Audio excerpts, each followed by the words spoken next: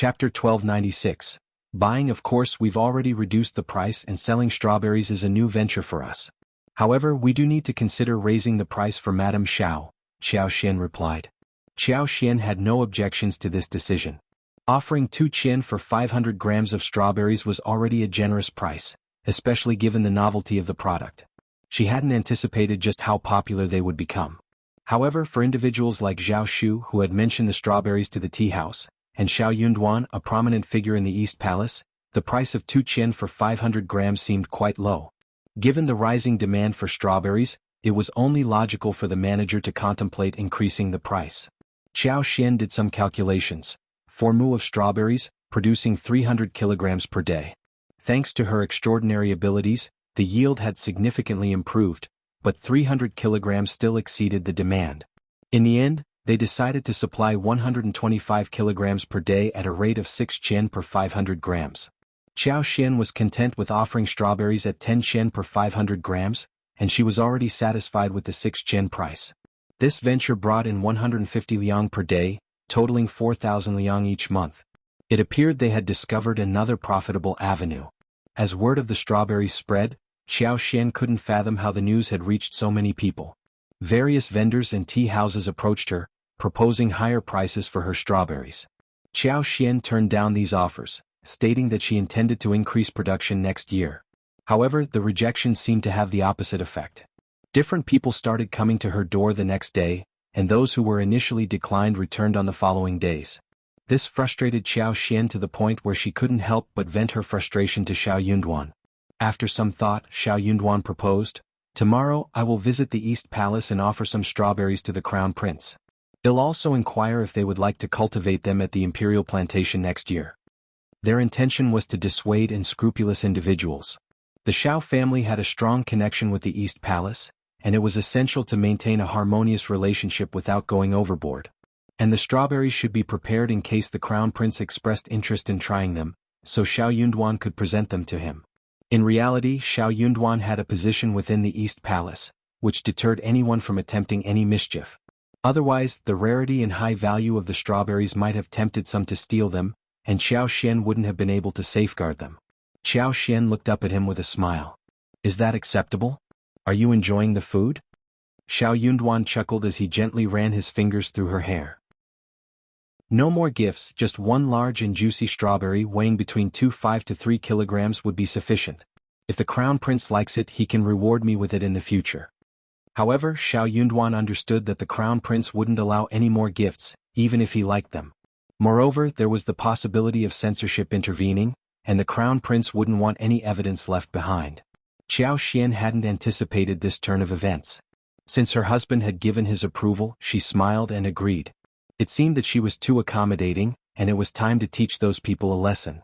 The following day, Xiao Xian carefully selected a small basket of high-quality, large and plump strawberries. Xiao Yunduan personally delivered them to the Crown Prince, who had returned to the East Palace early in the morning. The Crown Prince had never tasted strawberries before, but he had heard Xiao Yunduan describe them as such. He smiled and remarked, "So these are strawberries. They look exquisite. It's no wonder so many people are fond of them. If you find any errors, ads pop up, ads redirect, broken links, non-standard content, etc. Please let us know reports so we can fix it as soon as possible." Chapter 1297. East Palace. Xiao Yunduan bowed gracefully, his smile radiant. "These strawberries, a blend of festivity and exquisite taste, are at their prime season.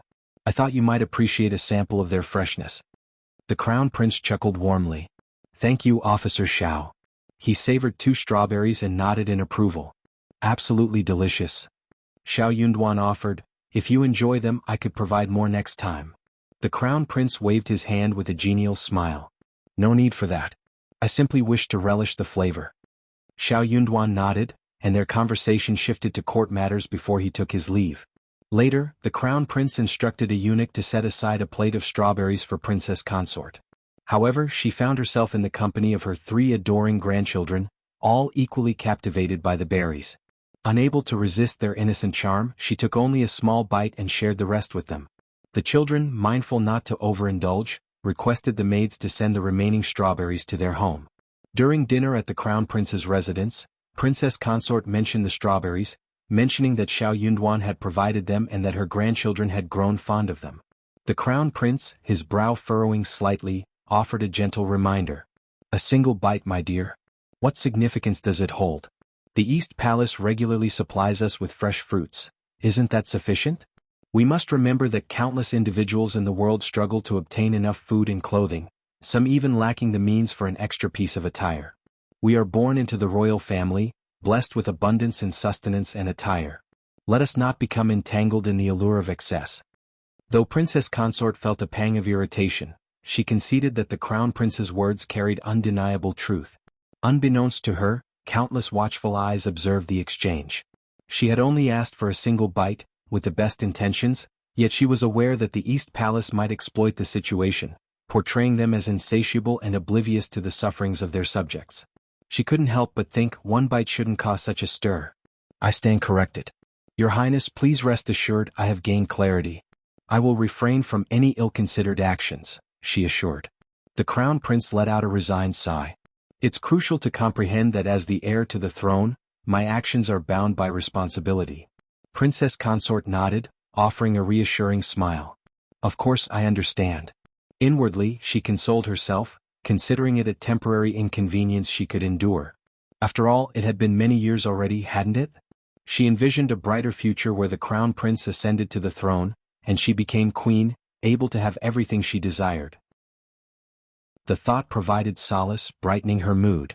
She always found comfort in these thoughts. Xiao Yunduan's visit to the East Palace proved highly effective. Everyone now remembered he was the Crown Prince's favorite.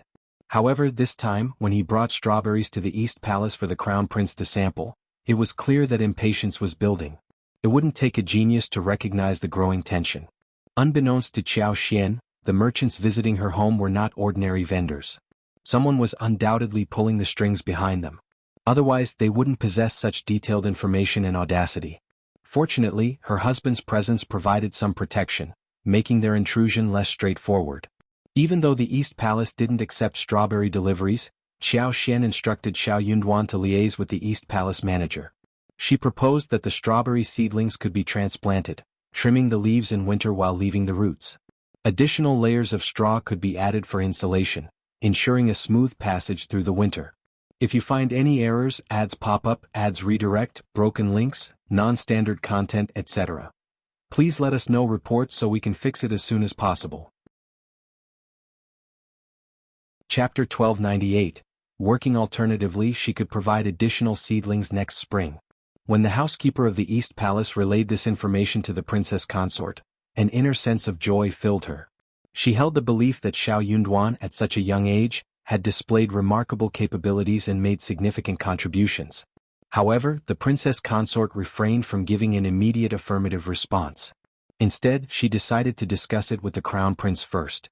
This approach was discreet and would avoid any potential gossip, wouldn't it? The Crown Prince nodded in agreement.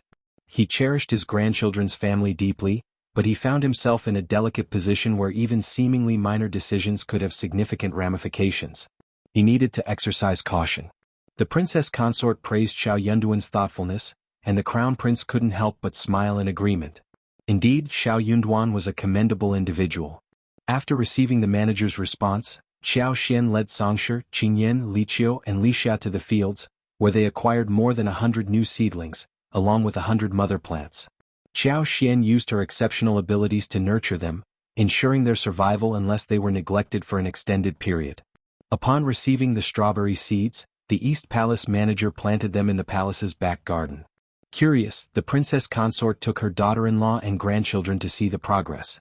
The mother plants bore many ripe red strawberries as well as some pinkish half-ripened ones, nestled amidst the lush green leaves, creating an adorable sight. The imperial great-grandchildren had tasted these strawberries before and eagerly remembered their sweet and fragrant flavor. Their delight was evident as they feasted their eyes on the fruit. The Princess Consort instructed her servants to carefully pick the ripe strawberries and wash them, allowing both in-laws and grandchildren to enjoy their time in the garden, savoring the fresh strawberries and creating cherished memories. The Princess Consort couldn't help but shower Xiao Yunduan with silent praise. His intellect and thoughtfulness were truly remarkable. It was no surprise that even someone as arrogant as Tian Shanshan admired him. What set him apart was his fearlessness in the face of power, combined with his unwavering devotion to his original wife, a rarity indeed. However, it was somewhat regrettable. How splendid it would have been if such a talent were still unattached. The Princess Consort entertained the idea of being his matchmaker willingly. With some respite, Xiao Xian could finally focus on household matters. Despite selling a substantial quantity of strawberries, they still had plenty for their own consumption. The garden's watermelons had ripened as well. They selected a few, brought them home and sliced them open, revealing their delightful sweetness. As the weather grew hotter, Xiao Xian preferred to stay indoors and avoid the scorching heat. Preparing delicious food at home brought her a sense of relaxation and contentment. One day an aunt from the neighborhood, accompanied by her grandson, knocked on the door. She inquired if there were any more strawberries available, mentioning that Officer Xiao had given them some previously, and her children loved them. She hoped to treat the kids to more if possible. Xiao Xian, with regret, asked Li Xia to offer some candied fruits to the neighbor's child, explaining that the strawberries had all been sold. She added, "We've even booked one tea house and we're barely managing to keep enough for that." It was evident that these strawberries were considered a delicacy that many people had heard of. Xiao Xian couldn't help but suspect that this neighbor was well aware of the strawberries' value, especially since she had offered them to the tea house as well. If you find any errors, ads pop up, ads redirect, broken links, non-standard content, etc., please let us know reports so we can fix it as soon as possible. Chapter 1299, Peaceful. It didn't matter whether or not she was aware, she had made up her mind to tell the truth. Otherwise, there was a chance that people would come knocking on her door, urging her children to sample the fruits to avoid causing offense. How many times could she continue to afford this? Refusing might leave people dissatisfied. Why did she find herself in such a situation? Moreover, Xiao Xian had no intention of breaking the habit of feigning ignorance about the strawberries' value. Aunt Xiao had not anticipated Xiao Xian's lack of deference.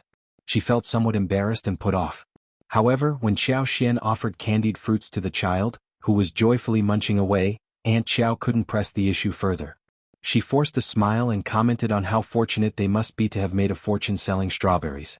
It was truly enviable. Xiao Xian had no interest in idle gossip and simply smiled without responding. Nevertheless, Aunt Xiao was known to be quite the chatterbox in the neighborhood. Undeterred, Aunt Xiao approached Xiao Xian with a smile.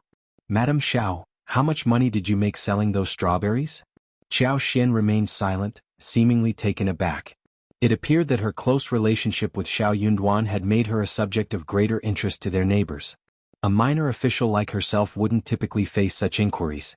They had always kept a low profile, and the neighbors only knew that Xiao Yunduan had been promoted and enjoyed favor with the East Palace.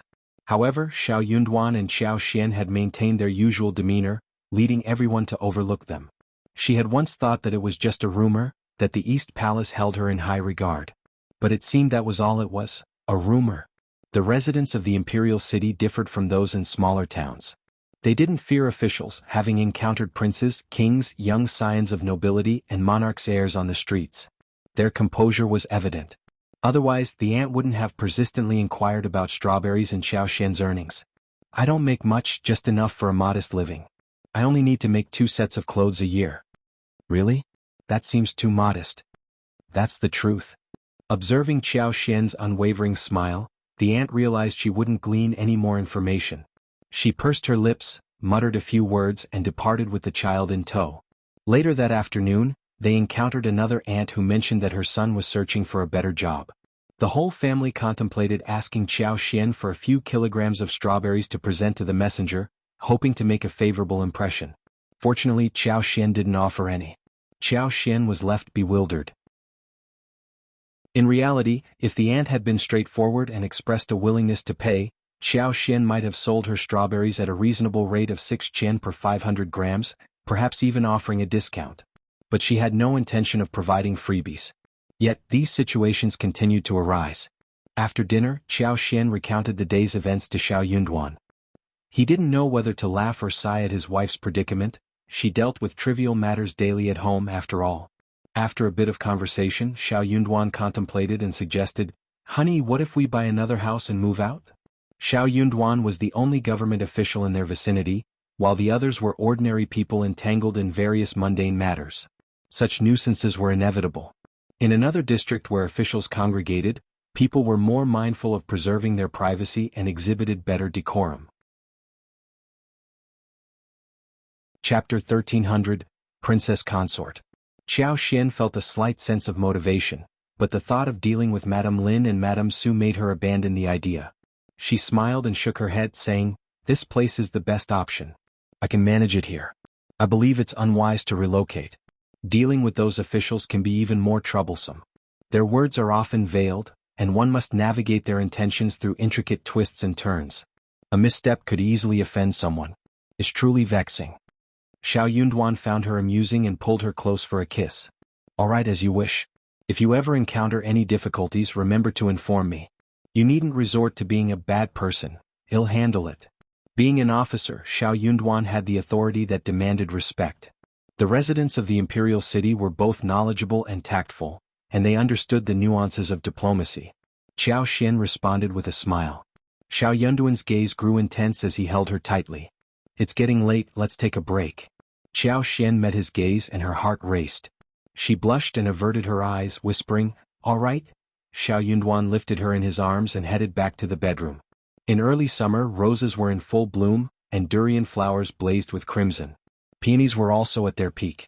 During this splendid season, women in the capital often hosted various grand events to appreciate the flowers.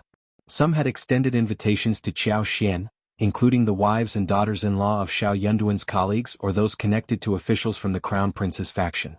Social engagements were inevitable. While Xiao Xian preferred to prepare delicious meals at home and spend her husband's breaks exploring mountains, visiting lakes, and enjoying the landscapes of Yinshui town, she couldn't decline these invitations. Due to Xiao Yunduan's youthful promise and his high standing in the East Palace, the women always held back their true feelings around Xiao Xian. Some may have displayed their disdain through their attitudes, but none dared to voice it aloud. Xiao Xian, however, was never one to subscribe to such notions. She remained unruffled. The fact that Xiao Yunduan had turned down Tian Shanshan and chosen her was enough to arouse jealousy and resentment among many women for his sake. How could a concubine's daughter like her be so fortunate? Some even envied the financial success Xiao Xian and Xiao Yunduan had achieved at such a young age since their arrival in the capital. They had purchased a house and over 1,000 mu of land.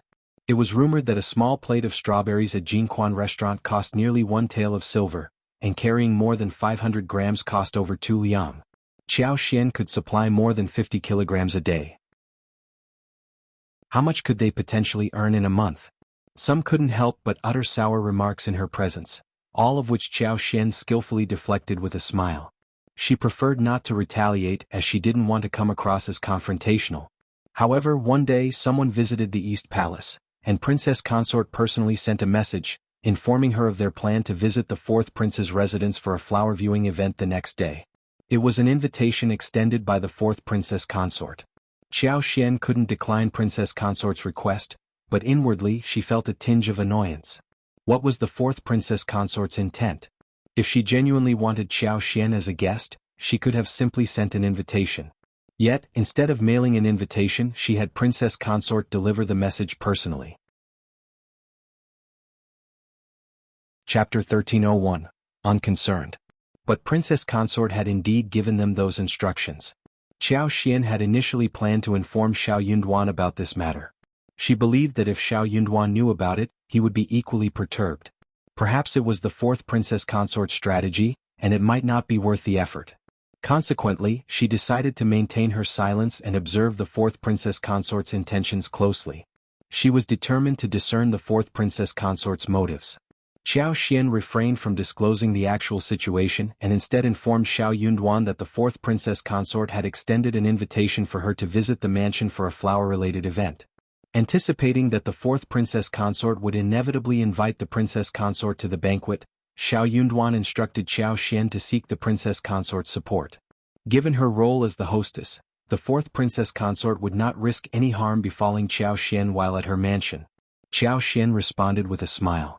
Meanwhile, at the East Palace, Auntie Fu couldn't help but express her disapproval to the Princess Consort, saying, "You shouldn't have agreed to the fourth Princess Consort's proposal today. It's quite humiliating. She invited Madame Xiao, and the next invitation should rightfully go to her." "How can it be like this?" The Princess Consort smiled indifferently and replied, Who would have anticipated that we would encounter her at court today? Initially, I believed she had no intention of inviting Madame Xiao, but she brought it up, and considering she's my sister-in-law, I couldn't refuse such a trivial request. That would be too stingy. Auntie Fu fell silent for a moment before suggesting, but Madame Xiao is the spouse of an esteemed officer, and Officer Xiao is highly regarded by the Crown Prince. The fourth princess consort clearly doesn't hold Madame Xiao in high regard. We could issue one more invitation. Auntie Fu was about to suggest that arranging an additional invitation would be a simple matter for her. However, the princess consort hesitated. "Aunt, that might not be appropriate. Madame Xiao and Officer Xiao could misinterpret our intentions. Besides, Miss Xiao is Miss Xiao, isn't she? In all fairness, I feel sorry for Officer Xiao.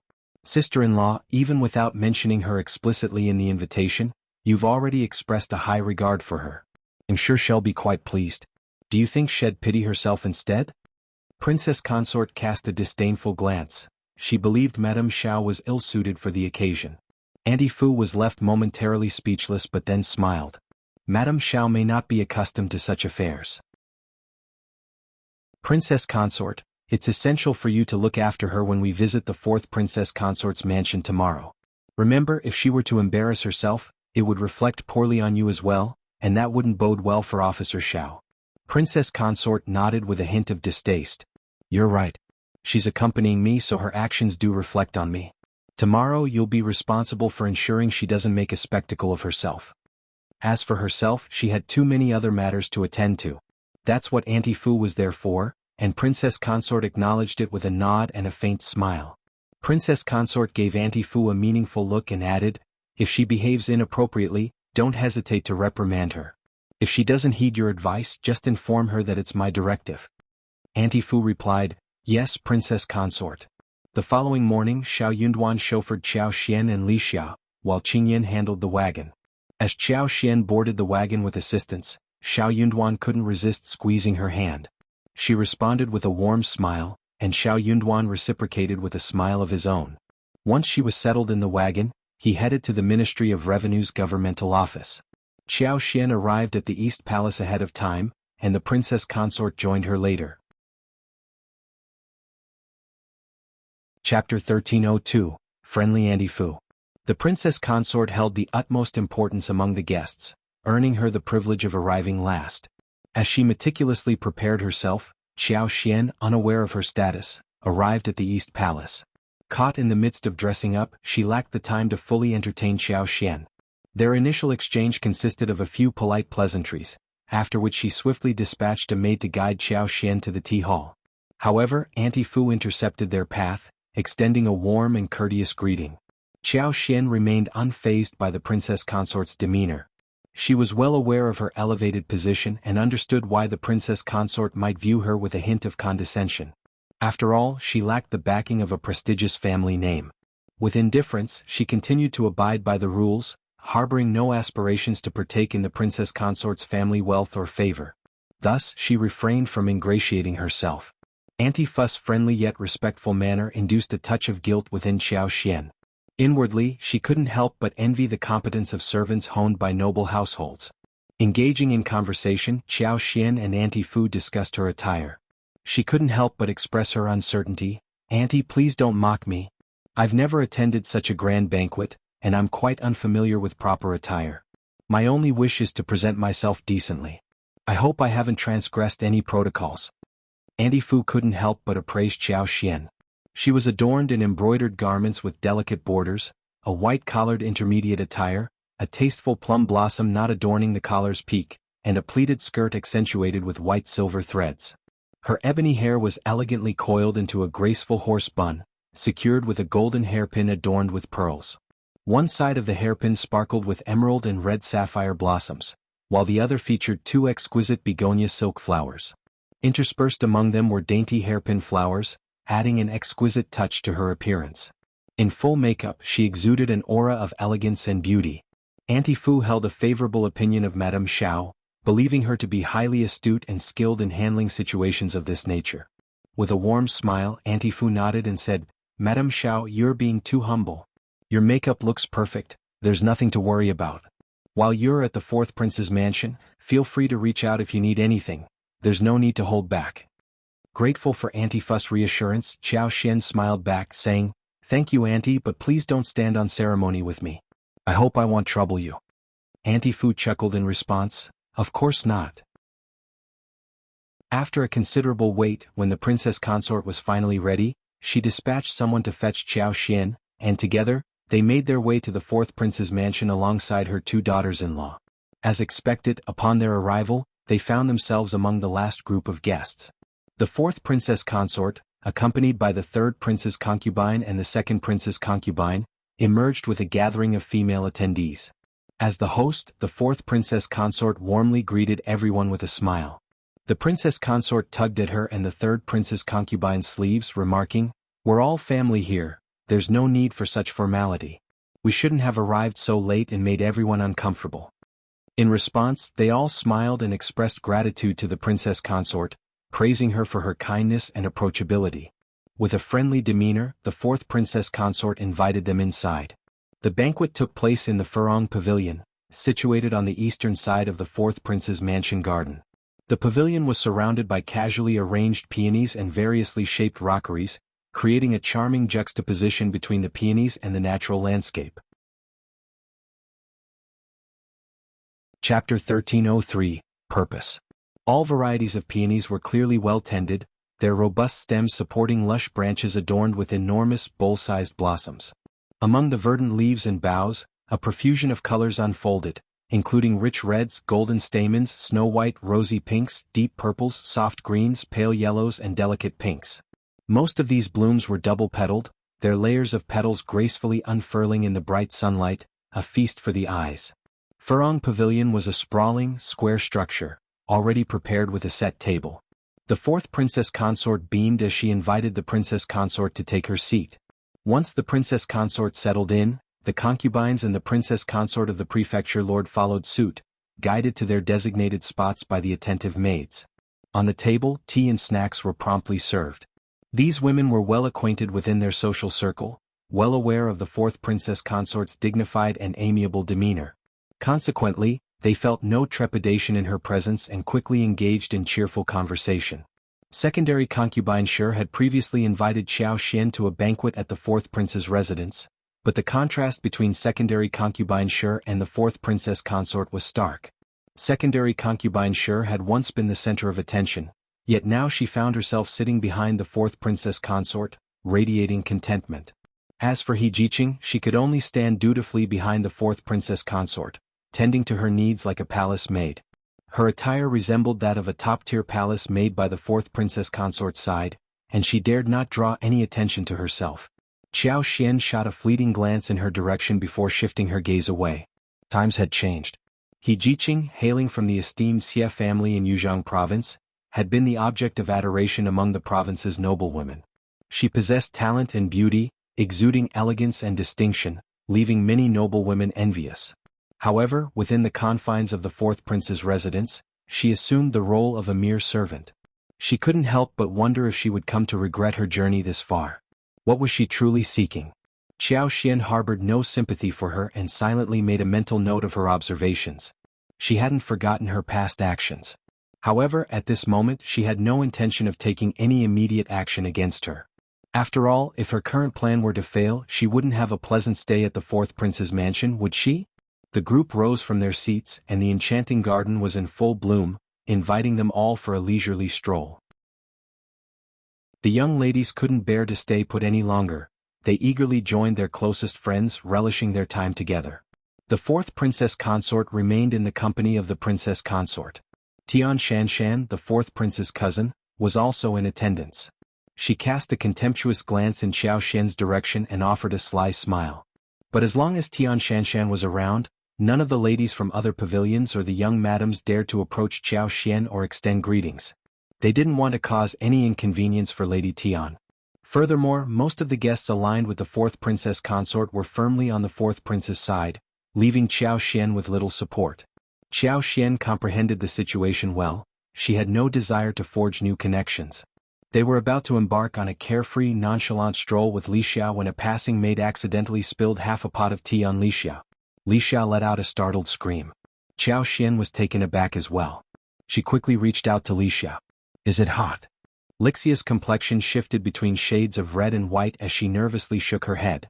The tea wasn't scalding, but it was uncomfortably warm, making her flinch. Chapter 1304, Accident. The maid trembled with fear, sinking to her knees in supplication. "I'm so sorry, madam. Please find it in your heart to forgive us." Instantly, the room's occupants turned their attention to the sudden commotion. Xiao Xian remained silent, his expression unreadable. Lixia, taken aback by the maid's distress, instinctively moved to assist her. However, Xiao Xian halted her with a gesture. "Just rise, please." Xiao Xian addressed the maid, his voice firm but not unkind.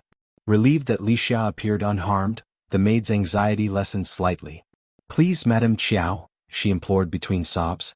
"Stand up now," Xiao Xian urged her gently. "Do you require my personal assistance?" Startled, the maid lifted her gaze, meeting Xiao Xian's knowing look. Her trembling subsided, and she rose to her feet instinctively. Secondary concubine Sure arrived with her entourage, apologizing to Xiao Xian. "I apologize, Madame Xiao," she said, her tone contrite. "I'm truly sorry for this incident." She then turned her attention to the maid and scolded her sternly. "You must be more cautious. How could you collide with us? It's disgraceful." Secondary concubine Sure cast a lingering glance at Lixia, as though her disapproval extended to the maid, Lixia, or even Xiao Xian's mistress. Lixia sensed the unspoken tension in the room and felt her cheeks flush. Xiao Xian offered a warm smile. "Secondary concubine Sure, let's not dwell on this. I don't believe the girl meant any harm. Please let's forgive her." Secondary concubine Sure's facial expression twitched, and she responded to Xiao Xian with a forced smile. "If Madame Xiao wishes it, then so be it. Madame Xiao is known for her kindness and treating her subordinates as sisters. I'm a straightforward person, and it seems I've misunderstood the situation. You have a good heart, Madame Xiao, and you're teasing me." Secondary concubine Sure, you certainly have a great sense of humor.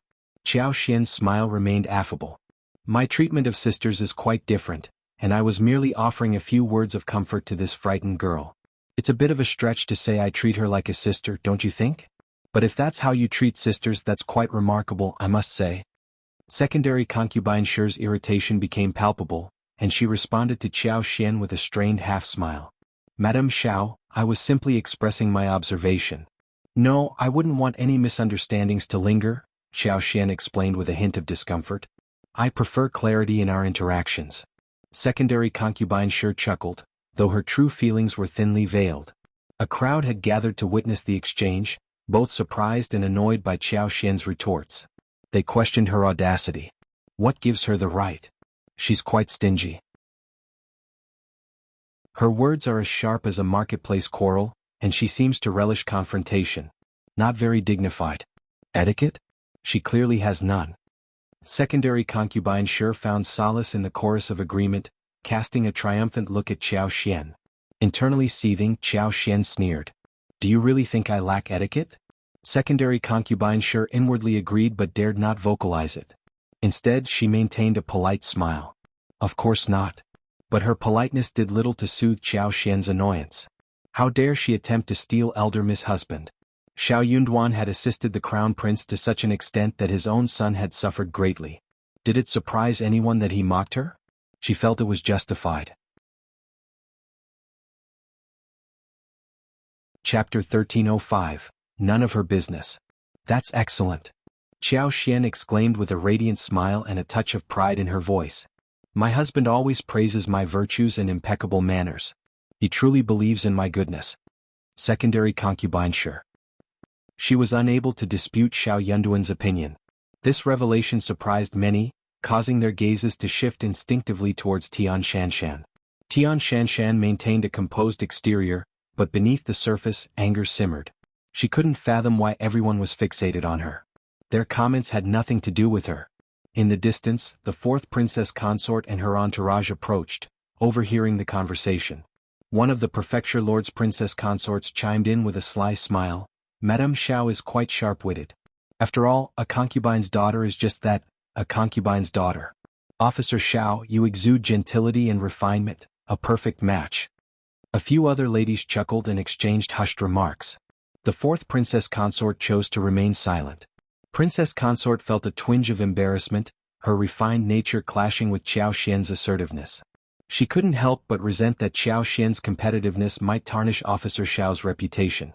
Qiao Xian, a mere concubine's daughter, seemed to be making matters worse. Princess Consort even regretted not declining the fourth sister-in-law's invitation the day before. She shouldn't have brought Xiao Xian along. Auntie Fu sighed inwardly, observing Princess Consort's lack of response. Princess Consort epitomized dignity and grace, always mindful of her image to avoid any criticism for impoliteness or lack of virtue. However, there were times when she went to great lengths to maintain this facade. Secondary concubine Shi's actions were clearly aimed at humiliating Madame Xiao, an injustice that shouldn't be allowed to persist. Madame Xiao had been brought to this gathering by Princess Consort, and it was incumbent upon her to defend Madame Xiao, especially when Officer Xiao possessed such exceptional talents. If Madame Xiao were to become deeply upset and complain to Officer Xiao, what impression would it leave on him? Auntie Fu, though aware of this delicate situation, dared not voice her concerns. She offered a reassuring smile and said, "Princess Consort, allow me to check on the situation." Princess Consort nodded and exchanged a meaningful glance with Auntie Fu, conveying her desire for Auntie Fu to discreetly remind Xiao Xian to maintain her composure. This unspoken communication left Auntie Fu sighing inwardly. With a warm greeting, Auntie Fu approached them and suggested, "Concubine Madame Xiao, perhaps it's time for Lixia to change her attire?" Secondary concubine Shi nodded with a smile, admitting, "You are right, I almost forgot about that." She then singled out one of the maids and instructed, "Lixia, go change your clothes." Lixia turned towards Qiao Xian, who simply nodded and encouraged, "Go ahead." Though Lixia held significant importance in Qiao Xian's life, only Qiao Xian and perhaps Lixia herself were aware of this. Others often regarded maids and servants as expendable pawns or scapegoats. Even if someone attempted to manipulate Lixia, it would unlikely reflect negatively on Qiao Xian. Lixia felt a hint of nervousness but trusted her mistress implicitly. If Qiao Xian asked this of her, it must be for a good reason. Approaching with a gracious smile, the fourth Princess Consort inquired, "Madame Xiao, is everything now in order? If you find any errors, ads pop up, ads redirect, broken links, non-standard content, etc. Please let us know reports so we can fix it as soon as possible." Chapter 1306, Xiang Rui. Qiao Xian graciously bowed her head and flashed a warm smile. "I appreciate your concern, fourth Princess Consort. I am perfectly well." The fourth Princess Consort, relieved to hear this, reprimanded secondary concubine Shi and instructed one of the maids to step forward. She then turned back to Qiao Xian, her smile unyielding. "Since your personal maid is not present, it would be inconvenient for you. Xiang Rui, you may accompany Madame Xiao and attend to her needs. Madame Xiao, please accept her assistance. There is no need to decline, allow Xiang Rui to serve you." With a respectful demeanor, Xiang Rui responded in a hushed tone, offering a polite bow to Qiao Xian before discreetly positioning herself behind her mistress. Feeling obliged by the circumstances, Qiao Xian returned Xiang Rui's courtesy with a gracious smile. The fourth Princess Consort beamed and extended an invitation to all present to enjoy the blooming flowers. While some of these peonies were of a rare and superior quality, they lacked the visual charm one might expect. Nonetheless, everyone smiled in appreciation. Qiao Xian couldn't help but spot a few of these exceptional peonies and yearned to acquire one to transplant into her own unique space. Yet, the garden was teeming with guests, making it impossible to act on her impulse. The thought of someone witnessing her actions and demanding an explanation deterred her from taking any such liberties. In reality, since arriving in the capital, she had already amassed a collection of extraordinary flowers in her private domain.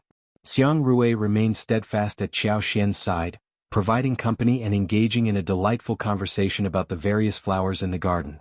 Qiao Xian, unwilling to vent her frustrations on a mere maid, found herself genuinely captivated by the conversation, especially considering her profound interest in flora and her extraordinary abilities. They continued to exchange pleasantries with Xiang Rui, immersing themselves in the world of blossoms and botany. After a while, a housekeeper approached them, wearing a reassuring smile. She relayed the news that Lixia had suffered only minor injuries, exhibiting redness and swelling on her front, with some skin peeling. Lixia had already received medical attention and was now being treated with ointment. A full recovery was expected within a few days, with no lasting scars to worry about.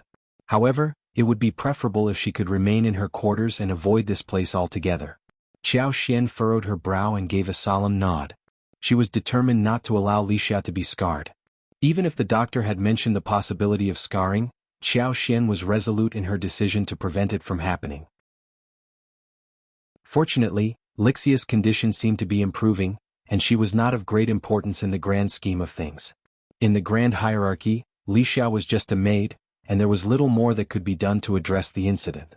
Xiang Rui continued to attend to Xiao Xian's needs. Following their meal, they gathered in the hall for tea and lively conversation, discussing the latest fashion trends, accessories, cosmetics, and rouge popular in the capital. As the time to depart approached, Princess Consort was the first to take her leave, and those engaged in conversation rose to bid her farewell. Xiao Xian accompanied Princess Consort, and as the princess departed, she followed suit. Lixia had also been brought along. The two exchanged a glance, and Lixia offered a reassuring smile, assuring Xiao Xian that everything was fine. Xiao Xian acknowledged her with a subtle nod. The fourth Princess Consort wore a pleasant smile and turned her attention to Xiao Xian. "Madame Xiao, what are your impressions of Xiang Rui? I hope you did not feel inconvenienced." Xiao Xian replied graciously, "Fourth Princess Consort, you jest. Miss Xiang Rui is remarkably well-mannered and attentive. It is evident she hails from the prince's mansion. She is truly exceptional. In your case, Madame Xiao, it seems destiny has played its hand, and I am inclined to bestow Xiang Rui upon you. Xiang Rui, please serve Madame Xiao diligently, and ensure you do not bring any disgrace upon me or the fourth prince's mansion, understood?" The unexpected announcement left everyone in astonishment, including Xiao Xian herself. Xiang Rui nodded in acknowledgement and offered a respectful kowtow to the fourth Princess Consort. She then stood and positioned herself behind Xiao Xian, as if she were now exclusively in her service. If you find any errors, ads pop up, ads redirect, broken links, non-standard content, etc., please let us know reports so we can fix it as soon as possible. Chapter 1307, Princess Consort's Anger. Princess Consort was growing increasingly irritated. She had never anticipated such behavior from the fourth Princess Consort. Xiao Yunduan served the crown prince, while the fourth Princess Consort presented gifts to Xiao Xian. It left her bewildered. What was happening here? Whether or not this individual was the spy dispatched by the fourth prince's household was beside the point. Xiang Rui possessed beauty and an appealing figure. She couldn't possibly be foolish to have been chosen by the fourth Princess Consort. The uncertainty of her intentions weighed on Princess Consort's mind. Neither Xiao Yunduan nor Xiao Xian could simply dismiss her. On the contrary, they had to treat her well because of her title bestowed upon her by the fourth Princess Consort. Princess Consort had nothing to fear. If an opportunity arose for her to gain favor with Xiao Yunduan, she could consider taking Xiang Rui as a concubine. Why not? Who could guarantee that such a situation would never transpire? The more Princess Consort pondered these thoughts, the more her annoyance grew. Nevertheless, she had never contemplated turning down the fourth Princess Consort's favor in favor of Xiao Xian. She was, after all, the Princess Consort, and she had to display respect for her sister-in-law, the fourth Princess Consort, in front of numerous witnesses. Otherwise, she'd be labeled as narrow-minded and petty. Such a reputation was something she couldn't afford. Princess Consort didn't arbitrarily send someone to the Xiao family. She had made a decision. She would assign someone to discreetly monitor Xiang Rui and ensure she didn't achieve her goals. Xiao Xian should have chosen someone clever to serve the crown prince, enabling Xiao Yunduan to take her as a concubine and assist in managing the household so that he could wholeheartedly serve the crown prince. With her resolve made, Princess Consort's anger began to dissipate. She smiled and turned to Xiao Xian, who was still in a daze. "Miss Xiao, the fourth Princess Consort has shown her generosity. You should thank her." Xiao Xian's eyes widened, clearly taken aback by the situation. She remained silent, assuming that Princess Consort would come to her defense. Aren't they supposed to be a team, even if Princess Consort didn't hold her in high regard? Princess Consort couldn't possibly just stand by and allow the fourth Princess Consort to send the maid to the Xiao family, especially when the maid was so beautiful. Xiao Xian could easily discern the fourth Princess Consort's intentions. Attempting to keep her composure, Xiao Xian smiled and gracefully bent her knees. "Thank you for your generosity, fourth Princess Consort, but my humble abode cannot accommodate so many people, so I must respectfully decline your offer." Gasps filled the room as people exchanged bewildered glances. Had Miss Xiao lost her mind? How could she publicly disrespect the fourth princess consort like this? Regardless of Xiao Yunduan's status in the East Palace, he was just a lowly fifth-ranked officer, not even ranking above the fourth prince. Miss Qiao wouldn't dare to do this unless she had a death wish. The fourth princess consort sneered, her tone biting. Madam Xiao, are you rejecting my offer? If you recognize my goodwill, why decline? Xiao Xian had intended to pressure her into accepting the proposal, but it seemed that she had become the one humiliated. Tian Shanshan sneered, deeming Xiao Xian too petty for such a public display. What noble wife from a prestigious family would act so ignorantly? Xiao Xian responded, her voice firm, I am not worthy of such kindness. Ridiculous. The fourth princess consort decided not to further embarrass Xiao Xian in public. That would be beneath her. Xiao Xian didn't merit such humiliation from her. She turned to princess consort, raised an eyebrow and offered a half-smile. You share the same sentiment, princess consort? I merely intended to extend a kind gesture, yet you seem to think I have ulterior motives. Am I mistaken? If you find any errors, ads pop up, ads redirect, broken links, non-standard content, etc., please let us know reports so we can fix it as soon as possible. Chapter 1308, No Harvest. Auntie Fu was inwardly consumed by anxiety, dreading that the princess consort might align with the fourth princess consort to pressure Xiao Xian. The fourth princess consort, constrained by her position, refrained from taking overt actions but silently cursed Xiao Xian for her lack of discernment. However, Xiao Xian remained resolute in accepting the princess consort's proposal. The princess consort discerned the intentions of the fourth princess consort. Nevertheless, Xiao Xian was in her company, and Xiao Yunduan served the crown prince, obliging her to address the fourth princess consort's inquiry with tact, avoiding causing embarrassment. Despite her internal frustration, princess consort found herself trapped in this predicament. Every stride taken by her and the crown prince was fraught with hardship and constraint. They were denied the freedom enjoyed by others. Xiao Xian had perceived the princess consort's dilemma and was reluctant to place such a burdensome decision on her. When princess consort finally spoke, it sealed her fate, and both she and her husband yearned to evade the looming predicament. Fourth princess consort, there is no need to consult the princess consort. This matter falls under my purview, not yours. I humbly request your forgiveness, fourth princess consort. Princess consort breathed a sigh of relief, compelled to speak her piece. She forced a smile and added, fourth sister-in-law, Miss Qiao is absolutely correct. Miss Qiao is a timid soul and does not merit any rewards. Fourth sister-in-law, rest assured. Bah. The fourth princess consort responded with a derisive scoff. Internally, the princess consort sighed deeply and continued with a strange smile. This young lady is called Xiang Rui, correct? She possesses a unique and clever disposition. Fourth sister-in-law, if you permit, I would like to take her under my wing. The princess consort didn't genuinely consider anyone from the fourth prince's mansion a significant threat. She merely offered an escape route to the fourth princess consort. In reality, she could easily take this man home and confine him in an available courtyard within the East Palace. The fourth princess consort's expression softened momentarily. However, when she pondered how diligently Xiang Rui had been trained, she hesitated to squander her talents in the East Palace. She forced a smile and dismissed the offer, saying, let's drop the matter. Your establishment is filled with clever individuals. This response only deepened Princess Consort's irritation. She had extended a lifeline only to have it rejected. This man was truly exasperating. In that case, I shall take my leave. Farewell, Princess Consort. The fourth Princess Consort shot a glance at Xiao Xian and sneered. Madam Xiao, there's no need for such politeness. We'll have ample opportunities in the future. I'm confident in my ability to discern right from wrong and won't cause any trouble for Madam Xiao. Xiao Xian averted her gaze as if she hadn't heard the comment.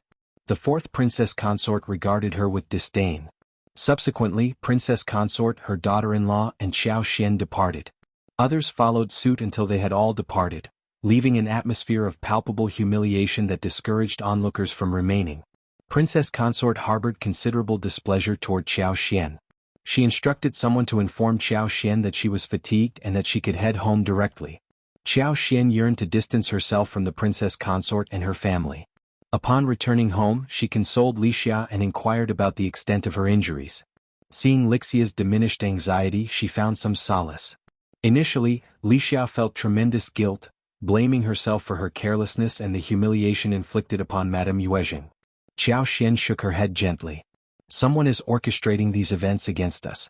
We can't entirely evade them. Try not to dwell on it. Li Xiao remained bewildered for a while, only regaining her composure after some time. Was this a deliberate trap? She hadn't sensed it at all. Her despondency deepened. If she couldn't evade these schemes, she risked causing problems for Madame Qiao. She resolved to be more cautious in the future. If you find any errors, ads pop up, ads redirect, broken links, non-standard content, etc., please let us know reports so we can fix it as soon as possible. Chapter 1309, Grievance. Xiao Yunduan arrived home earlier than usual, his brow furrowed with concern as he glanced at Qiao Xian. Qiao Xian greeted him with a warm smile. "Darling, you're back early today." Xiao Yunduan gently embraced her. "Did you have a difficult day?" Qiao Xian pondered how to express her day's events, then looked up at him, her eyes blinking thoughtfully. "I encountered some individuals who tried to intimidate me, but I stood my ground, so I don't feel aggrieved." A trace of guilt crossed Xiao Yunduan's face. You shouldn't visit those places anymore. He wished they could spend time with familiar acquaintances, but he was wary of the palaces and residences of princes, kings, and monarchs. Qiao Xian offered a reassuring smile. "I thought you might want me to be present there." Working for the crown prince, she assumed he'd appreciate her visits to these prestigious mansions. Xiao Yunduan clarified, "Not unless there's a special occasion with a distinguished guest." "All right, I won't go then," Xiao Xian agreed. Xiao Yunduan smiled warmly. "If anything like this happens again, he'll stand up for you." "That's reassuring," Xiao Xian replied as they both took their seats. "I feel like I've helped you eliminate some undesirable connections." Xiao Yunduan was taken aback and quickly said, "No, that's not true. If you've heard anything suggesting otherwise, someone must be trying to sow discord between us." Qiao Xian was torn between laughter and tears. "I never suspected you. I just didn't explain myself clearly. Earlier today when we were leaving, something happened involving the fourth princess consort." Qiao Xian proceeded to recount the entire incident, including how tea had been accidentally spilled on Li Xia and the persistent actions of the maid named Xiang Rui. Xiao Yunduan scowled. "The fourth princess consort is truly insufferable." Qiao Xian reluctantly accepted the proposal, realizing that this man was a persistent source of trouble that couldn't be easily shaken off. She put on a brave smile. "I turned down their offer directly, but it might make me seem jealous. Darling, if anyone speaks ill of me, you must come to my defense." We should have declined their offer. We have no real connection to the fourth prince's mansion, and accepting such gifts for free would be improper. My dear, you have no reason to be jealous, it's simply a matter of propriety. They'll be the first to reject anyone who dares to speak ill of you. Really? Don't forget that promise, my love.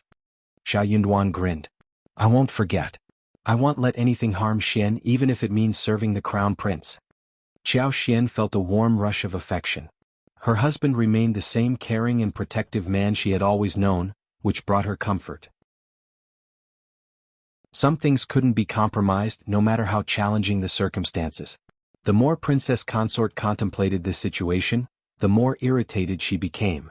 Once the maids had been dismissed, and only Auntie Fu remained to attend to them, Princess Consort couldn't contain her frustration any longer. She slammed her hand on the table and vented her anger. "Miss Qiao is incredibly foolish. She's just a servant, and Xiao Yunduan has no interest in Tian Shanshan. He won't be ensnared by a mere maid. What's the point of her taking her back home? Our estate is far too grand for her to reside in. And to humiliate the fourth princess consort right in front of me? Didn't she realize how embarrassing that is for me?" Chapter 1310, Princess Consort. She is merely the daughter of a concubine, raised in humble surroundings. Her audacity knows no bounds. Auntie Fu. "Don't be upset," Auntie Fu offered tea with a smile. "Madame Xiao and Officer Xiao are a young couple, and it's natural for them not to tolerate interference. Moreover, the fourth princess consort's gratuitous gifts are an attempt to force Madame Xiao into submission in front of so many witnesses. It's excessively ostentatious. Madame Xiao's refusal would indeed be a blow to the fourth princess consort's pride, but it would spare you a great deal of trouble. It could even impact Officer Xiao negatively."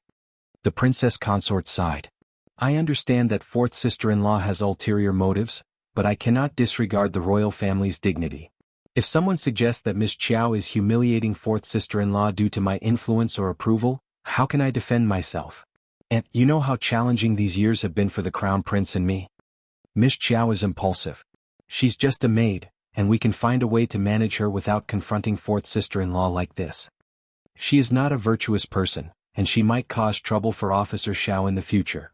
Auntie Fuss' eyelids twitched as she asked, Princess Consort, are you suggesting? The Princess Consort pondered for a moment and replied, in a few days I will assign someone to her, thus quelling the rumors. We should act preemptively to prevent others from exploiting this situation.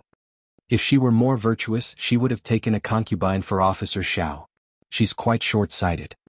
Auntie Fu had no words to offer in response to the Princess Consort's statements. Madame Xiao's public rejection of the fourth Princess Consort had exposed her character. The Princess Consort didn't see much difference between her and the fourth Princess Consort. If Madame Xiao refused again, it would reflect poorly on everyone. If Officer Xiao remained silent regarding Madame Xiao, what was the point of the Princess Consort's intervention? Auntie Fu did not perceive any bias in the Princess Consort's attitude towards Madame Xiao. Madame Xiao treated people kindly and displayed great politeness and gentleness, which contradicted any notion of frivolity. However, the situation had unfolded primarily due to the actions of the fourth Princess Consort. Nonetheless, it was evident that the Princess Consort was still quite upset about the events of the day. Auntie Fu chose not to dissuade her directly but contemplated for a moment before suggesting, Princess Consort, considering Officer Xiao's involvement, should we inform the Crown Prince first? Officer Xiao's standing differs from that of the other officers, given his refusal of the Tian family. Addressing this matter with the Crown Prince beforehand might help preserve Officer Xiao's relationship with him. They were all well aware of how deeply the Crown Prince valued Officer Xiao, a sentiment not solely rooted in Minister Old Yun's influence. Officer Xiao possessed notable capabilities, and the Crown Prince had spoken highly of him on numerous occasions. The Princess Consort consistently prioritized the interests of the Crown Prince. Upon hearing Auntie Fuss' suggestion, she hesitated momentarily before nodding and agreeing, "You're right. I'll discuss it with the Crown Prince tonight." The Princess Consort promptly instructed the kitchen to prepare dishes that the Crown Prince favored and extended an invitation for him to join them for dinner, as she had something important to discuss with him.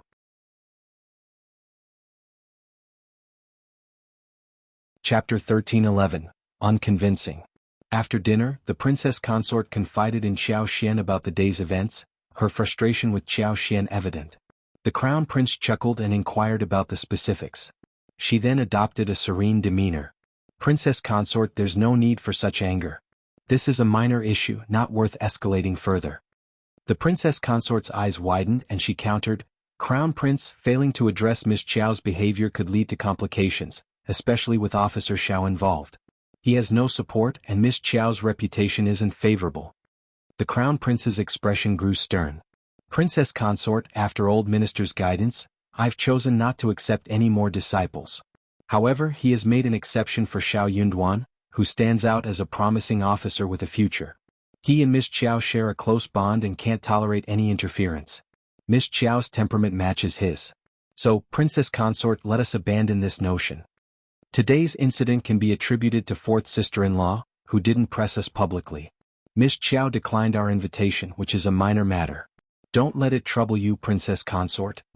Despite the Crown Prince's reasoning, the Princess Consort couldn't shake off her lingering anger. She felt misunderstood and frustrated. She believed her actions were in the Crown Prince's and the kingdom's best interests. Why couldn't the Crown Prince see her intentions? But she was accustomed to obeying the Crown Prince's decisions. With his stance clear, she held back her objections, forcing a smile as she conceded, I will follow your counsel, but it would be wise for Miss Qiao to discreetly remind Officer Xiao to avoid any future entanglements. The Crown Prince reassured her, Officer Xiao is no fool, Princess Consort. Rest assured. The Princess Consort nodded, reluctantly agreeing. Very well. What a futile expenditure of her efforts. The Crown Prince, burdened with his duties, returned to his study, leaving the Princess Consort to stew in her frustration for a while before taking a brief respite. They were a united couple, supportive of each other. The Crown Prince's disinterest in the charms of other women made the atmosphere among the wives and concubines in the East Palace harmonious. As the years passed, the Crown Prince's visits to their chambers became rare, occurring mostly on the 15th day of the new year. He maintained a certain respect for her as his primary wife. The majority of his time was consumed by his studies, and Princess Consort upheld her dignity and virtue, never succumbing to envy. She simply couldn't fathom why Xiao Xian showed such devotion to a lowly maid. It seemed utterly irrational. What exacerbated the situation was the Crown Prince's unwavering support for Xiao Xian and Xiao Yunduan, rendering her indifference to his opinion. Where did this trust in the Crown Prince stem from? Unbeknownst to Princess Consort, both Xiao Yunduan and Xiao Xian were actively, both openly and covertly, extending financial support to the Crown Prince. He had no intention of creating discord over such a trivial matter. Xiao Yunduan was transparent about his actions, not taking credit for any of Xiao Xian's accomplishments. Chapter 13:12, Not at all. The Crown Prince never anticipated that a woman of such capability would stir up any trouble merely due to jealousy. Furthermore, he couldn't help but wonder about the possibility of someone from the fourth prince's estate infiltrating the Xiao family and uncovering something sensitive. Such a situation would undoubtedly pose a significant problem. In his mind, the Crown Prince even entertained the notion that Xiao Xian might be opposing the fourth princess consort to protect the secret of generating revenue for him. If that were the case, he would be deeply moved and would harbor no ill feelings toward her. Nevertheless, he knew he couldn't confide in the princess consort about this matter. Yet, the Crown Prince had full confidence that the princess consort would never act on his suggestions. For him, that assurance sufficed, and it marked the conclusion of this particular storm. However, Xiao Xian had earned a reputation as a somewhat jealous woman, but she remained indifferent to such judgments. After all, what harm was there in earning and counting money? Xiao Yunduan shared her indifference to the opinions of others. In fact, she felt that her beloved wife had been unjustly treated. She made it a point to rush home as soon as her official duties allowed, providing Xiao Xian with comfort and support in various ways. Their intimacy in the boudoir was marked by tenderness and consideration, and their bond grew stronger. Some people attempted to console or even ridicule Xiao Yunduan, suggesting that she should take concubines or consider other arrangements. However, she steadfastly refused, always standing up for Xiao Xian. Xiao Yunduan declined all invitations to visit brothels, earning her the reputation of being an unconventional husband. Now Xiao Xian knew that these interactions were simply good-natured banter. In their eyes, they were the perfect couple. The princess consort's expression clearly conveyed a sense of vindication, as if she had unearthed irrefutable evidence. She felt compelled to share her discovery with the Crown Prince, asserting that Xiao Yunduan's reputation should not be unjustly tarnished. However, the Crown Prince swiftly intervened, cautioning her against entangling herself in their affairs. Xiao Yunduan had no reason to be concerned about the opinions of the elderly ministers. With her support, the Crown Prince's position was considerably fortified. As long as both Xiao Yunduan and Xiao Xian remained indifferent to minor matters, the Crown Prince saw no need to become involved. Their relationship was a private matter, not subject to external scrutiny. Frustrated, the princess consort reluctantly abandoned her plan. Consequently, many individuals in the court who had been anticipating a spectacle and hoping to witness Xiao Yunduan's disdain for Xiao Xian were left disappointed. This disappointment was particularly pronounced within the Tian family and the Qiao family. In early August, Zhao Shu returned to the capital from Jiangnan and promptly paid a visit to Xiao Xian and Xiao Yunduan. Zhao Shu brought with him several bottles of perfume produced at the workshop. They had recently begun crafting scents like gardenia, jasmine, and roses. These fragrances were housed in exquisitely designed bottles, each about 2 inches in length, featuring a slender tube connected to a purple copper cap, allowing them to emit a fine mist of perfume when pressed. To create these perfume bottles, Zhao Shu had constructed a specialized glazed workshop and recruited skilled artisans at a premium cost. Each of these small bottles carried a price tag of 5 liang, but their quality justified the expense. Although the floral field was still in its infancy and the perfume workshop was in the early stages of blending, the perfumes produced boasted rich colors and an exceptionally pure fragrance. No noble women, madams, or ladies of the court could resist the allure of such fragrances. Chapter 13:13, Worth the Money. This small bottle could fetch a price of at least hundreds of liang. This is the second batch, and combined with the 20 pieces from the first batch, we now have a total of 56 pieces. I have brought 10 pieces with me for Madame Xiao to inspect, and I will arrange a clear distribution channel for the remainder. I will simply market them as imports from the West, destined for Sioux State and Jiangning. The asking price is 100 taels of silver per bottle. What are your thoughts, Madame Xiao? Xiao Xian could immediately discern the pure aroma and felt pleasantly surprised. She grinned. Young Master Zhao, your capabilities are truly impressive. I hadn't anticipated that you could produce this perfume so quickly. I had expected it to take at least 10 months. The scent is exceptionally pure, and the craftsmen you've engaged are clearly skilled. You must have invested quite a sum. Zhao Shu beamed with pride upon hearing her compliments, his smile nearly reaching his ears. Madame Xiao, your words are too kind. It's your superb craftsmanship that has earned such admiration from the craftsmen. Even some of the stubborn ones, who acted as if they were owed 2 million liang, became quite compliant once they saw the banknotes. We can't just send them packing. It's definitely worth it. For years, he had been mired in pain and unresolved resentment, uncertain about his future. He had even experienced moments of despair. Even if his suspicions were true, lacking concrete evidence made it a futile endeavor. Zhao Mu was his father, always towering over him, rendering him powerless. Until he encountered Xiao Xian and Xiao Yunduan, who breathed new life into him and provided a fresh purpose. At last he had his own career. He felt a sense of accomplishment and pride he had never known before, grounding him and filling him with enthusiasm. He was finally driven. He knew that his mother's spirit in the heavens would be overjoyed to see him gather his life's purpose and chart a new direction. Xiao Xian smiled. Those with exceptional skills often possess strong personalities, and they tend to be fiercely loyal. They're a better investment than those solely driven by material gain. Treating them well is not just advisable, it's essential. Don't fret, Madame Xiao. Zhao Shu had never been short of funds, and he had a generous disposition. His smile radiated warmth. I hold them in high regard as well. I'm offering 100 liang, and that doesn't even include the year-end bonus you mentioned earlier. It's far more than what they earned during their days in the incense trade. Uncle Qing and I have been discussing the possibility of mentoring bright young talents, ensuring they receive proper guidance. Of course, we'll treat them fairly.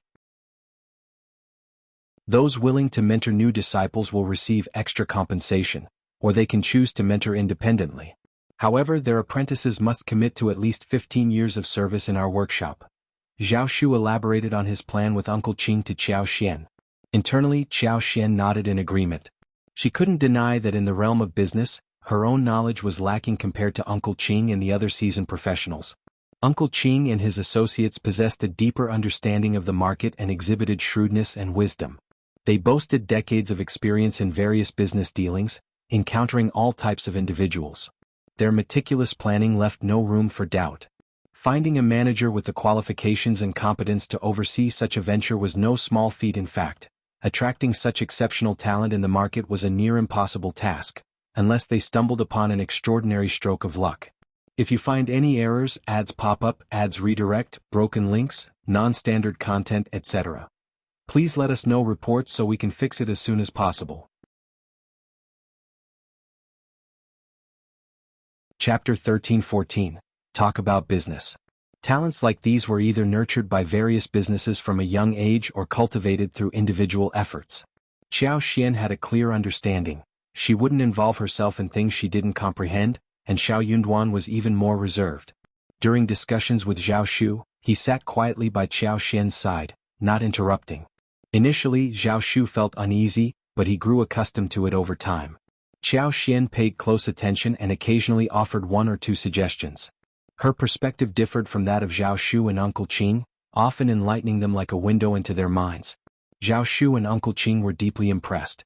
It was no wonder that, besides Madame Xiao, Mr. Xiao didn't see anyone else of comparable stature in the entire empire. Regarding the perfume's price, Xiao Xian had no strong opinion, but she suggested that the prices for different fragrances should vary, all converging around 100 taels. Zhao Shu agreed and promised to discuss it further upon returning to Hangzhou. Price differences ranged from 12 to 34 taels. In any case, this product was precious and the specific price mattered less. Following that, Zhao Shu shared some news about the Zhao family. After Zhao Mu's second marriage, the Zhao family had become livelier, much to his satisfaction. Xiao Xian also expressed her happiness for him, while advising caution before taking any impulsive actions. Zhao Shu was genuinely grateful. However, he remained resolute in his quest to uncover the truth behind his mother's accidental death, regardless of the difficulties he might encounter. Little did they know that Miss Qin and Zhao Mu's concubines would soon wreak havoc on the Zhao family, catching them all off guard. This time, Zhao Shu's return was noticeably more relaxed, casual and indifferent than before. Later, Qiao Xian and Xiao Yunduan discussed and extended an invitation to Zhao Shu to join them for a meal. Qiao Xian decided to take charge of cooking the food herself. The potatoes in her garden were ripening, and she could begin harvesting them soon. It seemed like the perfect time to dig up some and prepare a meal. On that day, Qiao Xian brought Li Xia and Li Qiu to the field. Initially, the strawberry patch had covered just over 4 acres, but it had expanded significantly due to the continuous growth of stems and vines. The original ridge was now even denser and more lush. This year, Qiao Xian had applied her extraordinary abilities to cultivate an additional 20 mu of land for planting. While each application wasn't substantial, it was enough to keep the strawberries thriving. It appeared that there wouldn't be any issues when it was time to transplant them. Indeed, they would need to keep distributing the seedlings when the time came. However, Qiao Xian knew she had to be careful with her superpowers. She couldn't use them excessively, otherwise it might appear quite absurd. For some reason, news had spread about her giving strawberry seedlings to the East Palace. The stewards of the second prince and the third prince had come to her door to express their interest. These individuals were rather arrogant. They clearly wanted a favor but tried to appear indifferent, as if they were merely asking out of curiosity. Their attitude was something Qiao Xian found disdainful. Nonetheless, the strawberry seedlings weren't particularly rare to her. Since they had dropped hints by coming to her, she saw no reason to refuse their requests. If you find any errors, ads pop up, ads redirect, broken links, non-standard content, etc., please let us know reports so we can fix it as soon as possible.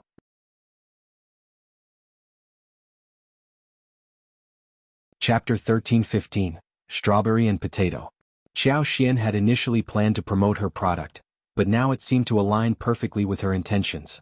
Furthermore, despite the fact that the person who came was just a mid-level manager, these noble households were all concerned about their reputation. They couldn't simply accept her goods for free, so they offered her numerous rewards in return. For instance, in the second prince's residence, there were 2 pouches, each containing a high-quality green jade pendant and a pearl the size of a thumb. In the third prince's residence, they presented her with 2 jars of top-notch West Lake Longjing tea leaves stored in silver tea jars. These cylindrical tea jars had lids, adorned with exquisite songshire patterns.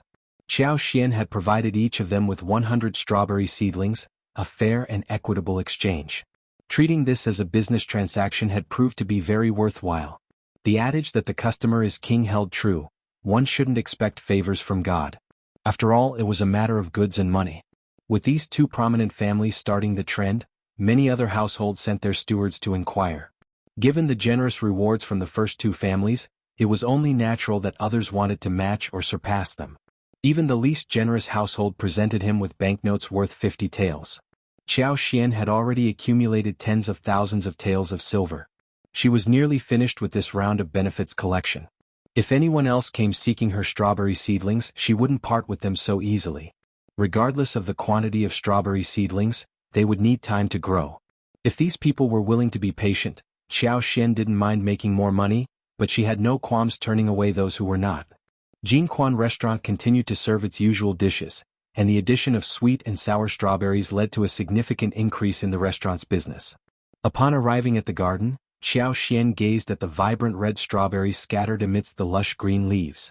They appeared plump and exquisite, their allure undeniable, and their cuteness irresistibly charming. It was only natural for the noble ladies and their children to be fond of such an endearing fruit. The garden was teeming with these strawberries, each one a potential source of income.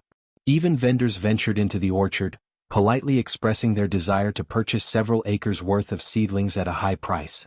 At that moment, Qiao Xian refrained from making an immediate decision. She stated that she would consider it, and if there were surplus seedlings next year, she wouldn't mind selling them to others. Strawberries possessed remarkable reproductive abilities, especially the ones that had undergone mutations due to her superpowers. With proper care through the winter, they could thrive continuously. In a few years, their novelty would diminish, and the market value would become more standard. Although it wouldn't command the exorbitant prices seen now, The overall profits would remain substantial if cultivated on a larger scale. Xiao Xian instructed Li Xia and Li Qiu to gather 2 baskets of strawberries, one for herself and one for Zhao Shu, while she personally dug up the potatoes. This yielded yet another pleasant surprise. Each potato plant she dug revealed an impressive bounty. The first one yielded 19 potatoes of varying sizes, including 7 that were as large as fists. Apart from 3 that were only slightly bigger than copper coins, the rest were comparable in size to duck eggs. The second plant filled an enormous basket, providing enough for several days' worth of meals. This remarkable outcome was a result of her unique ability and the meticulous care given by Songsher. Furthermore, this particular potato variety had been enhanced and optimized through her abilities. Even if grown in an ordinary field, producing 7 to 8 duck egg-sized potatoes per plant would be easily achievable. Compared to other crops like corn, taro, peanuts, and beans, the yield of these fruits was significantly higher. In times of scarcity, they could potentially be lifesavers. If you find any errors, ads pop up, ads redirect, broken links, non-standard content, etc., please let us know reports so we can fix it as soon as possible. Chapter 13:16 Abundant Production. Xiao Xian felt a deep sense of satisfaction as she looked at the potatoes. Her heart swelled with pride. These were all the fruits of her labor, and in just a year she had become the sole producer of such a bountiful potato harvest. With such a high production rate and the plans to scale up cultivation on their own land next year, she knew it was crucial to inform the Crown Prince. Taking credit for it themselves wouldn't be right, so they needed to share the news with the Crown Prince and request that he report it to the Emperor. However, these potatoes were essentially their family's property. Even if they had to contribute a portion to the imperial plantation for seed testing, the majority would remain with their family. In her interspace, Xiao Xian had also harvested some potatoes. When the time was right, she would incorporate them without drawing too much attention to it. After gathering strawberries and potatoes, Xiao Xian and her servant picked a basket of assorted fresh vegetables before heading home. Upon their return, she instructed Qing Yan to send a basket of strawberries to Zhao Shu and extended an invitation for him to join them for dinner the following evening. For tonight's meal, Xiao Xian prepared some spicy shredded potatoes, beef brisket with potatoes, potato pancakes, and 2 other potato-based dishes for Xiao Yunduan. Last year they could only taste the potatoes sparingly, but this year there was no need for restraint. They could enjoy them to their heart's content. It truly was a bountiful harvest. As Xiao Xian excitedly shared the news of the abundant potatoes with Xiao Yunduan, his eyes sparkled with astonishment and delight. To make her point even more persuasive, Xiao Xian encouraged him to witness the potatoes for himself, almost as if she were showing off. When Xiao Yunduan saw the basket of potatoes, Xiao Xian jokingly referred to them as 2 fruits, causing him to nearly burst into laughter. Last year he had heard his wife proudly extol the virtues of their abundant and delicious potatoes, how they could serve as both vegetables and a staple food. Planting them had truly been worth it, she had insisted. However, he hadn't anticipated just how abundant the harvest would be. The difference between hearing about it and witnessing it firsthand was staggering. Hearing about it might elicit surprise, but seeing it left one utterly stunned. In a year of scarcity, these potatoes could potentially save numerous lives. This is incredible. We must discuss how to inform the Crown Prince, he remarked. There was no way to keep such a matter hidden. Xiao Xian held his arm, raised her chin and proudly said, "Let's wait a bit longer. We can discuss it when the potatoes look even better and are ready for harvest." These potatoes could remain in the ground for another 500 meters, allowing them to accumulate more starch and improve in quality. There was no need to rush. Xiao Yunduan nodded in agreement. "Then we'll wait a bit longer, as you say." Xiao Xian smiled warmly. "They'll try making more dishes to see how they taste. Since it's a bountiful year, you can enjoy as much as you want." Xiao Yunduan grinned. "He'll gladly follow my wife's lead." The following evening, Zhao Shu was invited over for dinner, and several dishes made from potatoes were served. Zhao Shu had grown up in a wealthy family in Jiangnan, a prosperous region with abundant resources, goods, and even access to overseas markets. Despite his extensive knowledge, he had never tasted potatoes before. While there might have been potatoes in Jiangnan, they had never been part of his culinary experience. Zhao Shu was genuinely intrigued by the dishes Xiao Xian had prepared.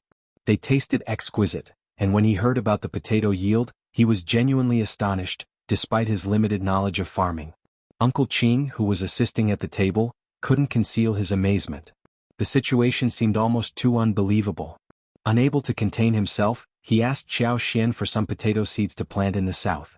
Xiao Xian had the same idea in mind when sharing this news, so she readily agreed. If you find any errors, ads pop up, ads redirect, broken links, non-standard content, etc., please let us know reports so we can fix it as soon as possible. Chapter 13-17. They treated us as their own. But let's keep this under wraps for now. We'll discuss it when the time is right, Xiao Xian advised. Zhao Shu, still in a daze, readily agreed. However, Uncle Qing soon recognized the significance of this matter, one that pertained to the welfare of the people, and he understood the importance of keeping it confidential. Lord Xiao and Madame Xiao were implicitly expressing their trust in their master and servant. After dinner, they departed from the Xiao family's residence.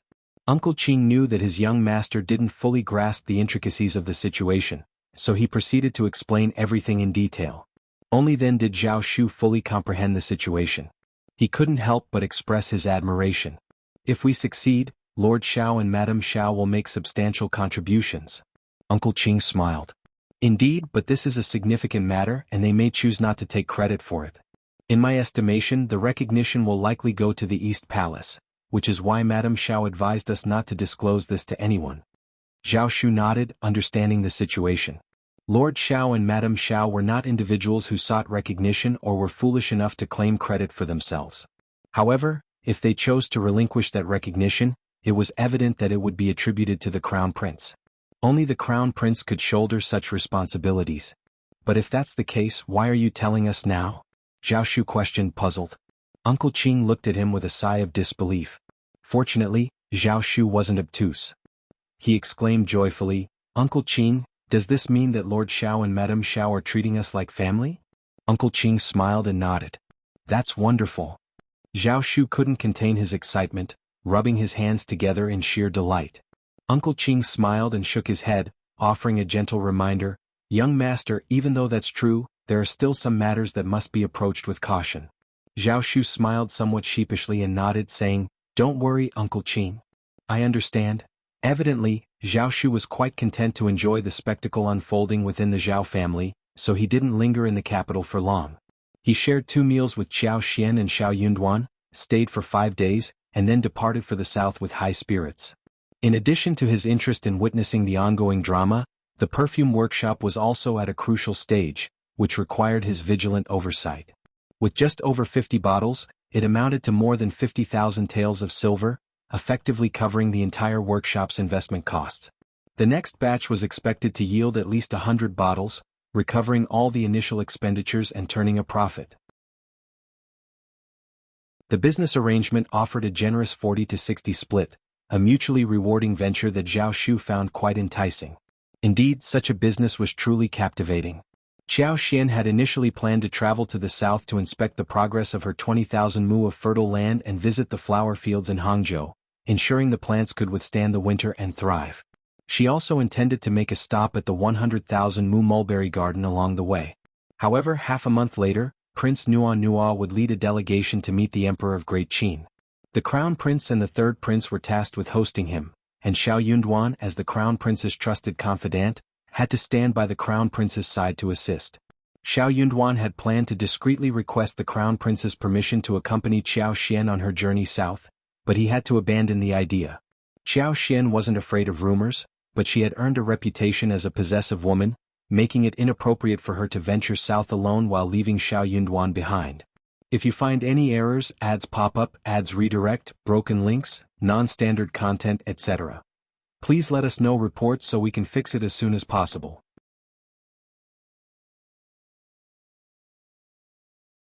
Chapter 13-18. The Crown Prince. While Xiao Xian wasn't concerned about people accusing her of jealousy, a bit of apprehension lingered in her mind. Regrettably, she had to reluctantly shelve her short-term plans for now. Once the current matter was resolved, she would arrange another trip before the new year. Seeing her disappointed expression, Xiao Yunduan couldn't help but chuckle.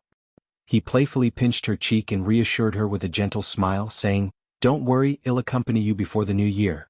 We can enjoy the early autumn scenery by the South River, and if we're quick, we might set off in late autumn. Xiao Xian's face brightened with happiness. That sounds wonderful. Jiangnan must have its own unique charm in the early autumn and winter. And, not to mention, there should be plenty of crabs. Xiao Xian had been concerned that circumstances might change. Obtaining leave was no easy feat for civil servants nowadays, especially when it meant leaving the capital. Xiao Yunduan was highly regarded in the East Palace, and any departure could raise suspicions of secret dealings or political maneuvering. With these thoughts in mind, Xiao Xian hesitated. She gently tugged at Xiao Yunduan's sleeve, looking up at him as she proposed, "How about, you don't go? I can go on my own. We can simply inform them that I've gone to a nunnery to partake in vegetarian meals and pray for blessings. I won't be back for a while." Better yet, we don't need to provide any explanation at all. In truth, she wasn't a prominent figure, and her absence for a month or two wouldn't raise many questions. The only person who truly cared about her was her husband. However, Xiao Yunduan wasn't inclined to agree. As far as he was concerned, if they could be together, then they should be together.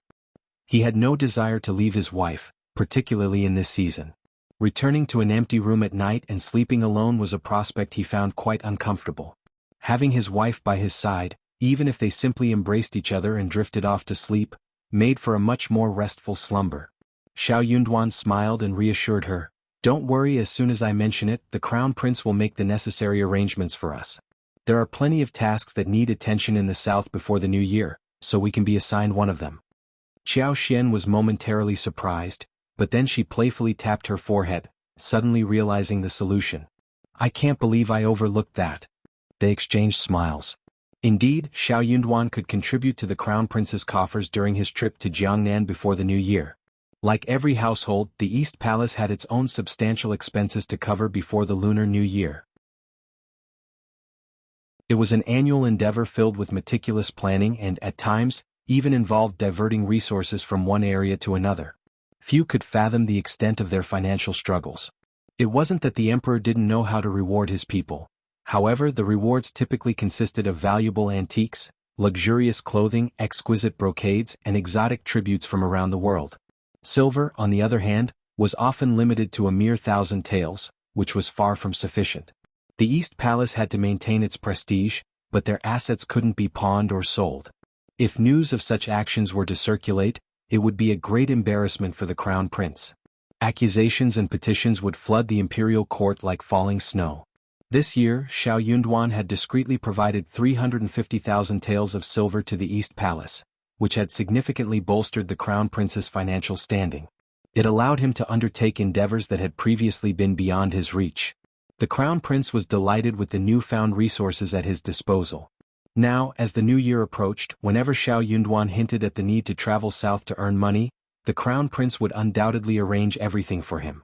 After all, who would willingly choose a life of comfort when there were opportunities to make substantial gains? If you find any errors, ads pop up, ads redirect, broken links, non-standard content, etc., please let us know reports so we can fix it as soon as possible.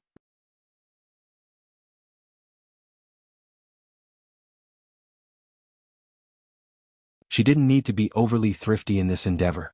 Creating a well-organized and aesthetically pleasing farm not only simplified its management but also fostered a sense of belonging among the tenants, contributing to long-term development. Moreover, the relatively minor expenses incurred could be recuperated easily. In the coming year, Xiao Xian planned to employ her superpowers to enhance the production and quality of watermelons, cantaloupes, and potatoes. Selling these improved fruits and vegetables at a favorable price would quickly offset the investment. His diligence and unwillingness to cut corners left Xiao Xian very satisfied. At the very least, he had passed the initial test of being in charge. He demonstrated a capacity to execute orders with precision and efficiency. Taking in the scene, Songshi met with the servants in the main hall.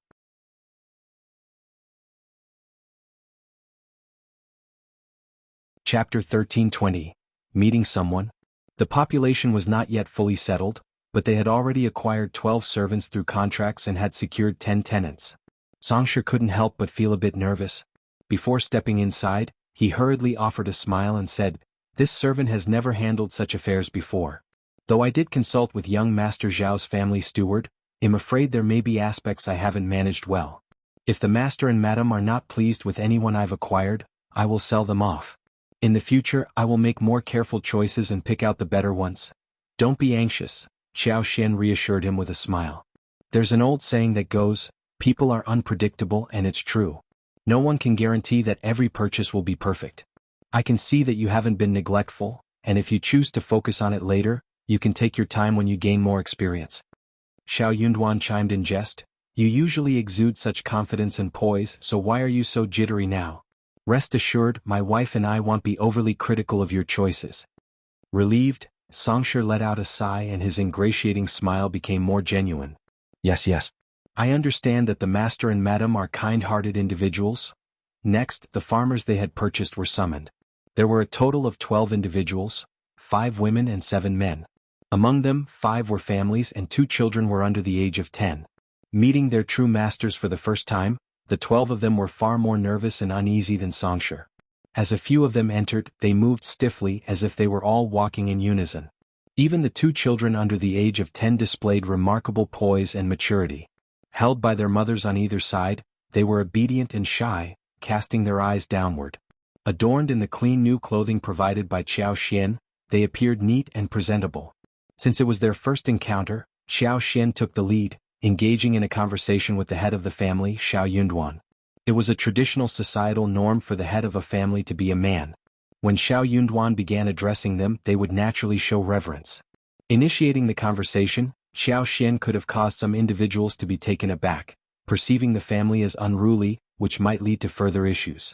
Xiao Yunduan was a man of few words, and as he looked at each of them, he had a favorable impression, indicating that Songshur had made careful selections. He posed a few straightforward questions, offered some advice, and then Xiao Xian reassured them with a warm smile, distributed their rewards and concluded the meeting. Everyone breathed a sigh of relief and gratefully received their rewards before departing respectfully. Given that they could purchase numerous plots of land, it was evident that the family was affluent. Upon their arrival, they were given exceptional treatment, with ample meals, new clothing, comfortable accommodations, regular meat and fish in their diets, and even a monthly salary, all of which exceeded the expectations of ordinary families. Manager Songshur had mentioned that if the master was unsatisfied, they would not be allowed to stay. However, when they paid their respects to the master, not everyone was anxious. They had successfully cleared this stage and their relief was palpable. Xiao Xian and Xiao Yunduan exchanged knowing glances, sharing the same perspective. However, they recognized that the true situation would become clearer in time. Xiao Xian only mentioned that the current 12 individuals were insufficient. They needed to acquire 7 or 8 more.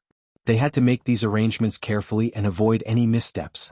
Especially in the upcoming year, as they cultivated potatoes, watermelons and cantaloupes, they would need to be vigilant in overseeing and protecting the crops.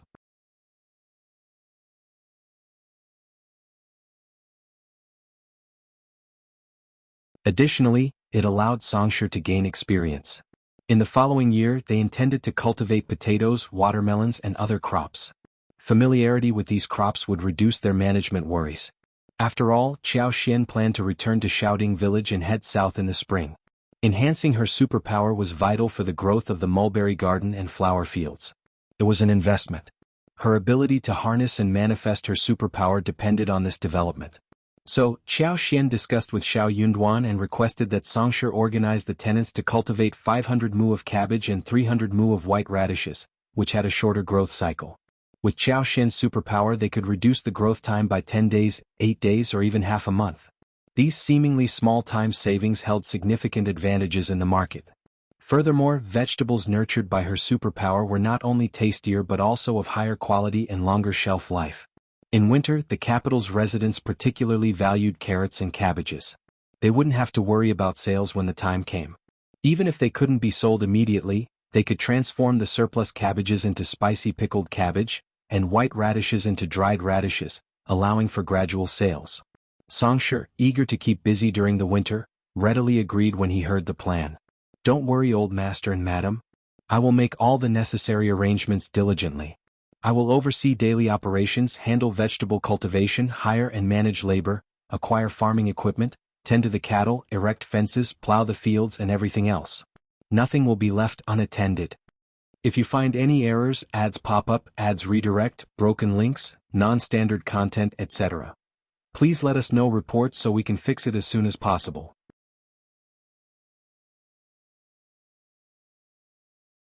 Chapter 1322, Half a Day in the Mountain. Xiao Xian spoke with a warm smile. We have a lot to discuss, but if you're too busy just let me know and he'll have Qingyan assist you with any errands. We have plenty of time so there's no need to rush. Songshe, ready to carry out his responsibilities, couldn't allow Qingyan to step in. He couldn't even consider it. I can handle it myself, madam. Please don't worry. Xiao Xian nodded, still smiling, and didn't press the matter further. In the upcoming year, Xiao Xian planned to plant a variety of fruit trees, including pomegranates, persimmons, grapes, apples, peaches, loquats, walnuts, dates, pears, hawthorns, and more. If she weren't concerned about drawing too much attention, she would have included dragon eyes, lychees, mangoes, and grapefruits. Nevertheless, even if she couldn't plant them all, she had them in her interspace. She also intended to raise chickens, ducks, geese, and possibly a few more goats if conditions allowed. This would provide a steady supply of eggs, meat, and even goat's milk. With poultry and livestock, they could be largely self-sufficient. Living in the capital wouldn't mean they lacked vegetables and meat. Since the main courtyard wasn't yet fully furnished, Xiao Xian and Xiao Yunduan prepared to depart. However, it was still early and Xiao Xian wanted to take a hike in the nearby mountains. Autumn, especially in the advanced season, was the perfect time for mountain hikes. If we're lucky, we might stumble upon some mushrooms in the mountains. There tend to be more mushrooms in the northern forest during autumn, and they're usually plump. With her presence, good luck was almost guaranteed. Xiao Yunduan smiled and agreed, sounds like a plan. Let's enjoy lunch here before heading up the mountain. We can ask Lixia and Liqiu to prepare a bowl of noodles. It had already been half a day and going up the mountain on an empty stomach was out of the question. Xiao Xian agreed with a smile and requested Lixia and Liqiu to use the servant's kitchen to prepare some food. Although there was a kitchen for the master in the main courtyard, it had not been fully furnished yet. Everything was still in the process of being set up, and Xiao Xian and Xiao Yunduan planned to stay here for a few days. Before long, Lixia and Liqiu arrived with freshly rolled noodles, which were slender and pale, emitting a tempting aroma. There wasn't any broth, but there was meat, minced and stir-fried with garlic, green onions, and chili. The dish was garnished with a handful of coriander, and when served, it was steaming hot and fragrant. The two of them enjoyed their meal, and then Xiao Xian and Xiao Yunduan prepared to carry a basket and head up the mountain. Lixia and Liqiu had become accustomed to this routine. They knew the old master didn't want them to be a bother. However, Qingyan felt a bit uneasy. He couldn't help but quietly ask his two sisters, Sister Lixia, Sister Liqiu, isn't it risky for the old master and madam to go up the mountain alone? We could assist by carrying the basket for them. If the terrain is challenging, we could scout ahead. Lixia burst into laughter. You're very clever and thoughtful, but there's no need to worry so much. The old master and madam enjoy mountain climbing, and they prefer doing it on their own. Liqiu chimed in, smiling, our old master and madam are quite strong. If they say they don't need help, then they don't. Let's just stay here and enjoy the peace of this manor. It's quite nice to explore around. Upon hearing their reassurance, Qingyan smiled and felt relieved. If you find any errors, ads pop up, ads redirect, broken links, non-standard content, etc., please let us know reports so we can fix it as soon as possible.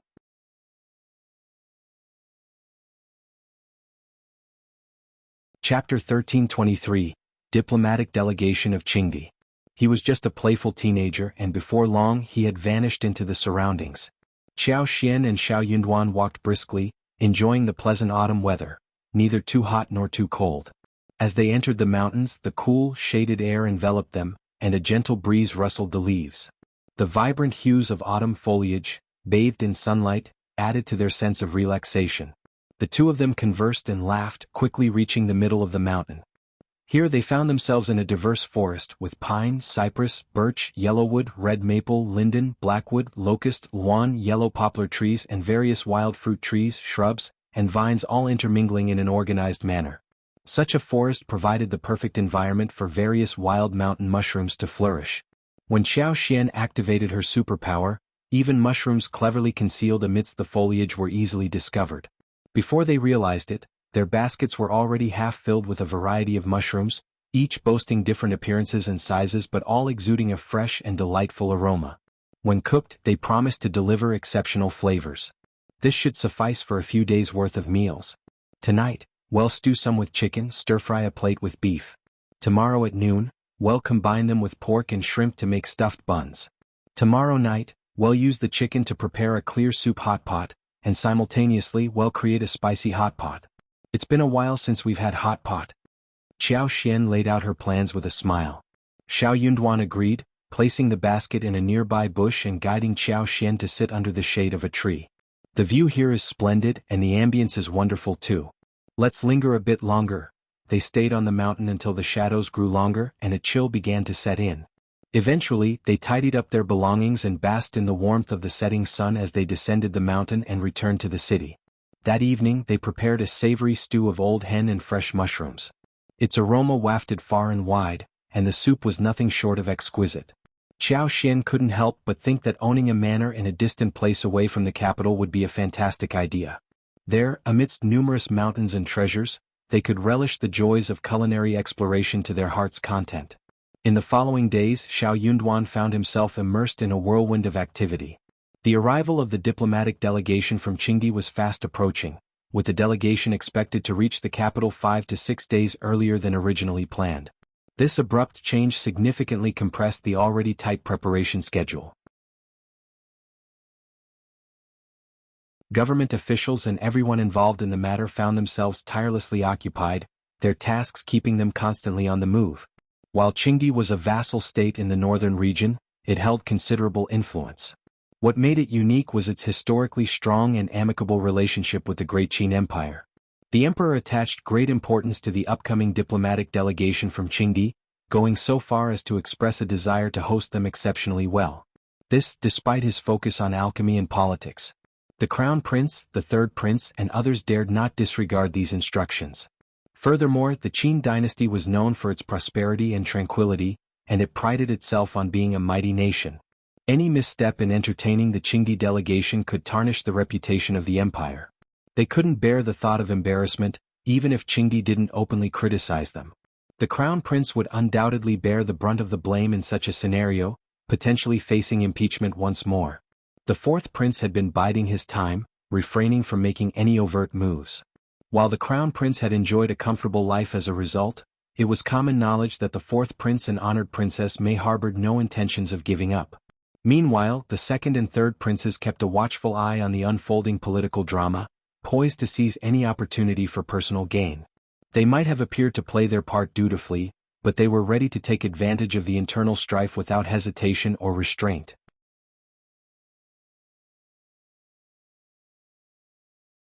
Chapter 1324, Busy Treating. When it came to hosting foreign diplomatic missions, it was only fitting for the crown prince to take charge, a duty that also reaffirmed his stable status as the crown prince. Declining this responsibility was not an option for the crown prince. Even if the emperor harbored dislike for him, he would have seized this opportunity. Given the circumstances, there was no ideal solution. The only course of action was to make every effort to excel in this role and remain vigilant against the third prince's schemes. Finally, on September 11th, Prince Nuanua of Qingdi arrived in the capital with nearly 300 individuals in tow. The crown prince instructed the third prince to lead officials from the Ministry of Rights, Ministry of Revenue, Honglu Monastery, and the East Palace to go outside the city to welcome Prince Nuanua and his entourage. The crown prince himself, attired in full court regalia, assembled the two princes and a retinue of civil and military officials to establish a ceremonial guard within the intermediate court, awaiting their arrival. As the crown prince, it was not deemed necessary for him to personally greet the Prince of Qingdi outside the city. As for the Qixuan Emperor, he held little interest in Prince Nuanua. With the crown prince acting as the host, all that mattered was that he didn't compromise the nation's dignity. His primary focus remained on cultivating his body and mind, refining elixirs and seeking immortality. On that day, a grand banquet took place in the palace, with the crown prince hosting Prince Nuanua. Xiao Yunduan also attended the event, returning home late that night. Upon entering the room, Xiao Xian was already awake. She mumbled a few words in her drowsiness, and upon seeing him get into bed, she snuggled into his arms and fell back asleep. Xiao Yunduan chuckled, placing kisses on her cheeks and forehead. He felt content and soon drifted off to sleep himself. The following morning, Xiao Xian awoke to find Xiao Yunduan had already left. She smiled and shook her head. Lately, the entire capital was abuzz with discussions about Prince Nuanua's visit to pay his respects. Previously, Qingdi and Shifan had been locked in a fierce conflict, with the towns along the northern border of the Great Qing Empire feeling the brunt of the hostilities. The three factions even engaged in several battles. However, Qingdi later extended a hand of goodwill to the Great Qing Empire. With their support, they effectively defeated Shifan, pushing them even farther away. This led to a significant increase in Qingdi's strength and territorial expansion. Initially, Qingdi was deeply appreciative of the Great Qing Empire's assistance and fostered a strong rapport with them. Yet, over time, Qingdi's arrogance resurfaced, resulting in provocations against the Great Qing Empire and the looming threat of renewed conflict. Only when old king of Qingdi's health deteriorated, and the younger princes proved to be formidable counterparts to the Great Qing Empire, did both sides inexplicably reach a state of reconciliation and peace. However, for the past decade, Qingdi had not sent a diplomatic mission to the Great Qing Empire. Now that a delegation had finally arrived, purportedly to pay respects to the Great Qing Emperor and offer tribute, the sense of pride within the Great Qing Empire was palpable, particularly among the capital's residents. This pride ran deep in their veins, leading to an increase in discussions on this matter. Given these circumstances, the Crown Prince and his entourage responsible for hosting Qingdi and their delegation could ill afford any errors. Failure to meet public expectations would not only disappoint the commoners but also risk accusations of the Crown Prince neglecting the nation's dignity, an attribute that a ruler must maintain without reproach. In the Eastern Palace, everyone, including the Crown Prince's faction, was on high alert and exceedingly cautious, fearing any misstep. Their lives were far from easy, and the pressure weighed heavily upon them. Even Xiao Xian, normally active and outgoing, had recently adopted a low profile. She seldom ventured outside, even refraining from grocery shopping. Instead, she delegated these tasks to Li Xia and others, preferring to maintain a discreet presence.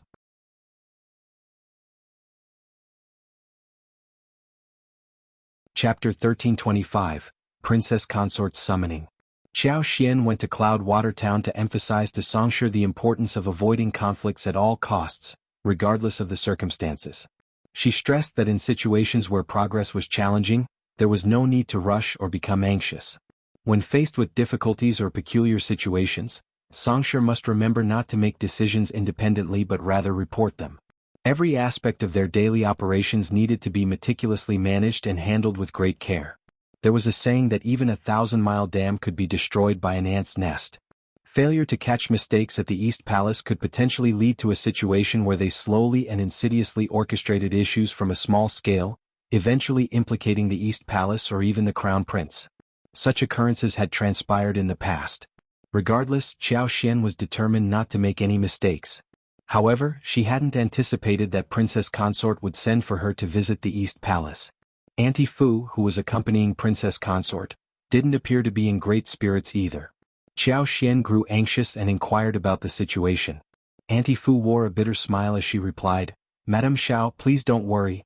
It's not a major issue, but it's also not particularly significant. Madame Xiao, please accompany me to the East Palace, and you will learn all the details when you meet with Princess Consort." Although Auntie Fu's response didn't provide a clear answer, she conveyed that the matter was not serious. Xiao Xian trusted Auntie Fu's judgment. "Very well, I'll trust your judgment," Xiao Xian replied with a relieved smile. Auntie Fu smiled back, relieved that she hadn't pushed for further details. Xiao Xian was received by Princess Consort in the daily living area. She couldn't help but notice the initial frown on Princess Consort's face upon her arrival, indicating that she held some reservations about her. However, Xiao Xian couldn't fathom how she had managed to offend Princess Consort, considering she hadn't even left the house for a while. Princess Consort greeted her and offered her a seat. "We're on the same side, so there's no need for formalities," Princess Consort began. "Miss Qiao, Prince of Qingdi, has requested a few specific dishes, and our imperial chefs are at a loss. We heard that you possess culinary skills, and am uncertain whether you can provide a solution. If you can, we would greatly appreciate it. If not, Auntie Fu, please provide her with the details." Princess Consort sighed and rubbed her temples, appearing somewhat distressed. The court, the East Palace, and the nobility had enlisted the finest cooks in the world, but none had managed to devise a solution. Princess Consort harbored doubts that Xiao Xian could achieve what others could not. The Crown Prince didn't know who had suggested involving Xiao Xian, but it seemed like a last-ditch effort. Yet, what other options were available apart from this final attempt? The great Qin Empire was renowned for its abundant resources and capabilities. Yet, Prince of Qingdi had merely requested a few dishes and remained unsatisfied. It was a situation that left no room for embarrassment. The great Qin Empire couldn't afford to lose face, and neither could the Crown Prince. The origins of this issue were not particularly complex. The great Qin Empire valued etiquette and extended warm hospitality to Prince Nua and the delegation as per their customs. However, such niceties were not well received by the uncivilized and proud state of Qingdi. Initially, they may have held some fear and reverence towards the great Qin Empire. However, the empire's graciousness and hospitality inadvertently fueled their arrogance. The sheer opulence of the great Qin Empire only heightened their envy and amplified their pride, making the situation even more awkward. If you find any errors, ads pop up, ads redirect, broken links, non-standard content, etc., please let us know reports so we can fix it as soon as possible.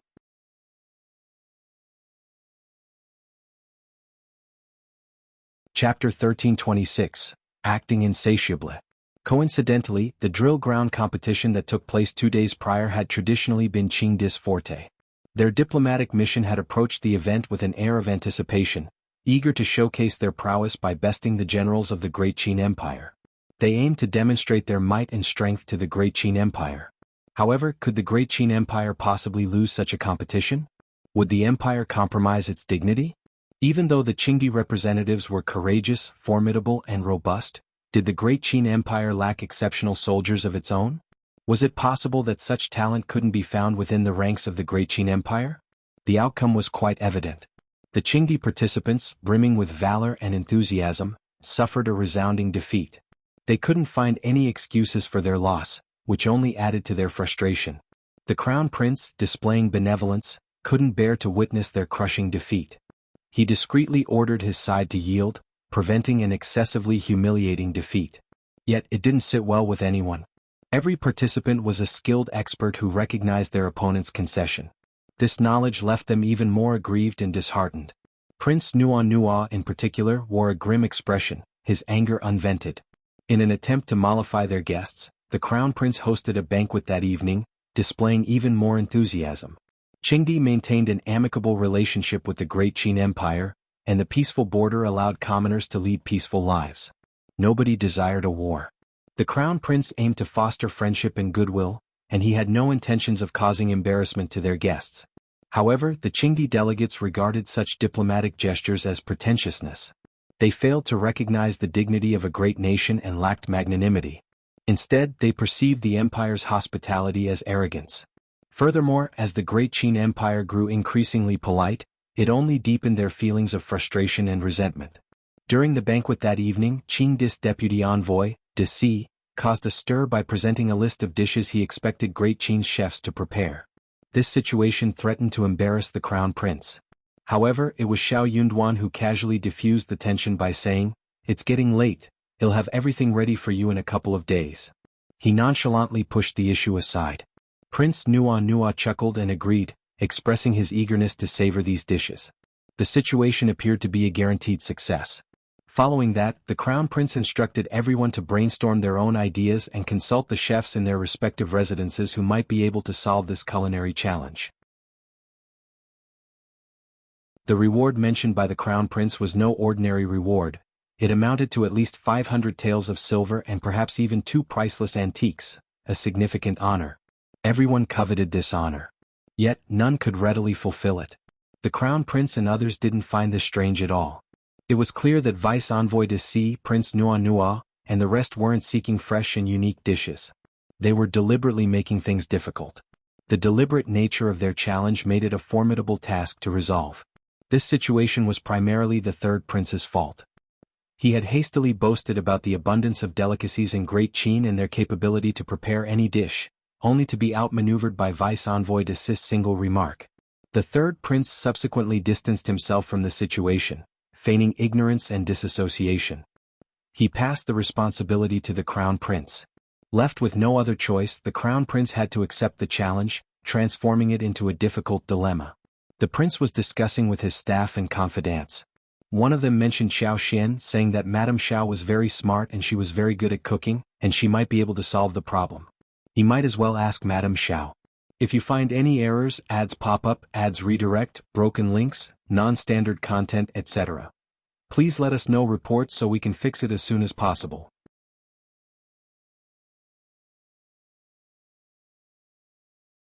Chapter 1327, Unconcerned. Xiao Yunduan enjoyed high regard from the Crown Prince, and many of the Crown Prince's ministers and advisors held him in high esteem. Nevertheless, a few individuals harbored jealousy and sought to undermine him, actively seeking opportunities to cause trouble. What Xiao Yunduan was unaware of was that his words had struck a chord. Xiao Xian's reputation had flourished when she revived the only peony flowers in the palace and introduced strawberries to the capital, quickly becoming a favored fruit among the ladies and children. Such achievements were not easily attainable for ordinary women. More importantly, the Crown Prince had come to know that Xiao Xian was not only capable but also skilled at generating income. Xiao Yunduan had made it explicitly clear that all the wealth from the south had been earned by Xiao Xian. Hearing these words, the Crown Prince, sensing a glimmer of hope in a dire situation, agreed, saying, "Indeed, Madame Xiao should give it a try." Internally, Xiao Yunduan cursed those colleagues who harbored ill will toward him and seemed perpetually determined to create difficulties. However, the Crown Prince's response had been swift, leaving Xiao Yunduan with no opportunity to object.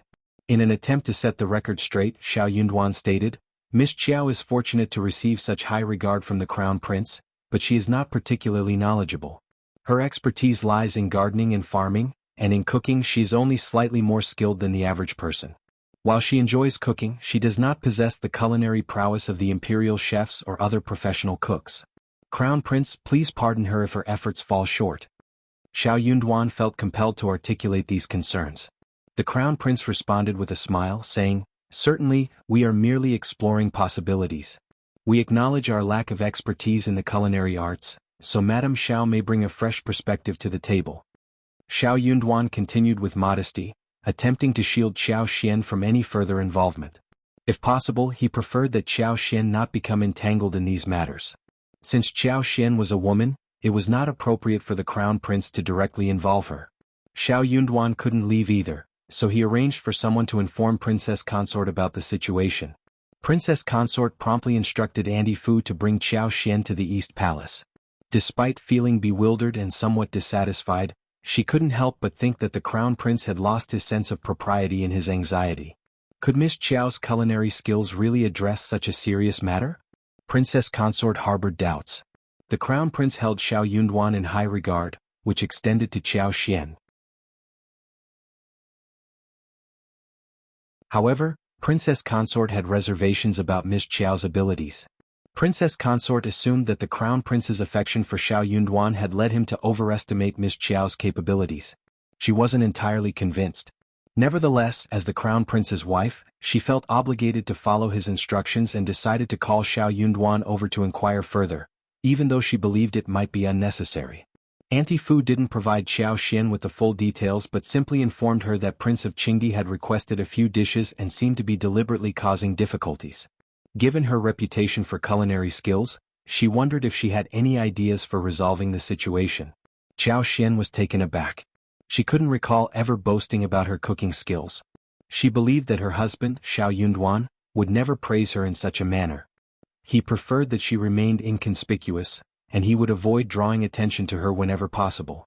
In the capital city, it seemed that no secrets could be kept for long. If you find any errors, ads pop up, ads redirect, broken links, non-standard content, etc., please let us know reports so we can fix it as soon as possible.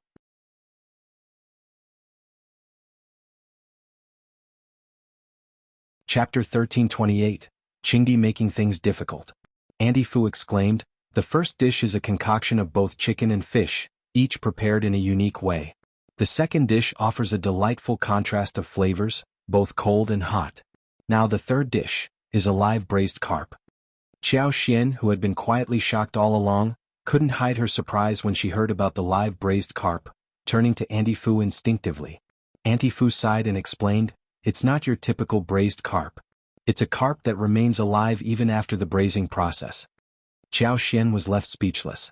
Who would have thought that Qingdi, often criticized for their perceived lack of manners, could also display such culinary sophistication? It was clear that if they didn't know what they were doing, they wouldn't have attempted something so extraordinary. Princess Consort couldn't contain her frustration, even though she was already aware of the situation. Qingdi has gone too far. Their behavior is utterly unreasonable and absurd. I observed that the Crown Prince acted with kindness and patience, deliberately avoiding any conflict, Auntie Fu added. Xiao Xian nodded in agreement. Exactly. As the Crown Prince, he must exhibit benevolence and tolerance, even in the face of deliberate provocation. He has no choice but to accept it, no matter how challenging it may be. Failure to do so would diminish his stature as the Crown Prince. Auntie Fu agreed.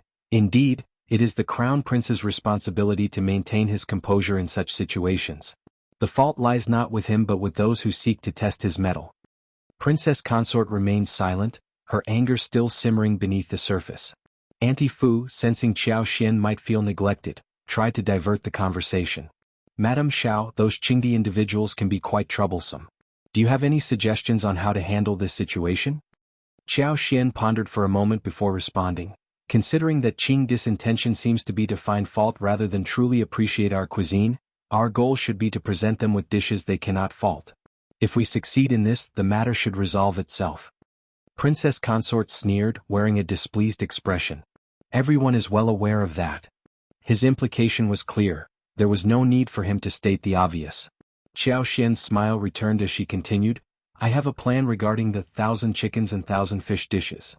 Auntie Fu was delighted, but Princess Consort's frown deepened, cautioning, this is a matter of great diplomatic importance between our two nations. Let us not act impulsively, for we risk becoming a subject of ridicule and diminishing the Crown Prince's standing. We should not attempt to create a dish with exactly 1,000 chickens and fish. Such an endeavor might lead to accusations of deceit, tarnishing Great Qing's reputation, Princess Consort added, her words halting before she could fully express herself. Perhaps she had not intended for Xiao Xian to provide her insights in the first place. Without the Crown Prince's involvement, Xiao Xian might have refrained from speaking further. Princess Consort, rest assured, I won't be careless. For the 1,000 chickens, we will take a single chicken claw from each of the 1,000 chickens, and for the 1,000 fish, we will use one whisker from each fish. This way we can create the dish while ensuring transparency. I'll instruct the chefs to handle the ingredients meticulously, and we will maintain a record of every raw material used. If Prince of Qingdi and his delegation harbor any doubts, they can inspect the ingredients individually to verify our honesty. I guarantee that we won't cut corners, Xiao Xian reassured with confidence. If you find any errors, ads pop up, ads redirect, broken links, non-standard content, etc., please let us know reports so we can fix it as soon as possible.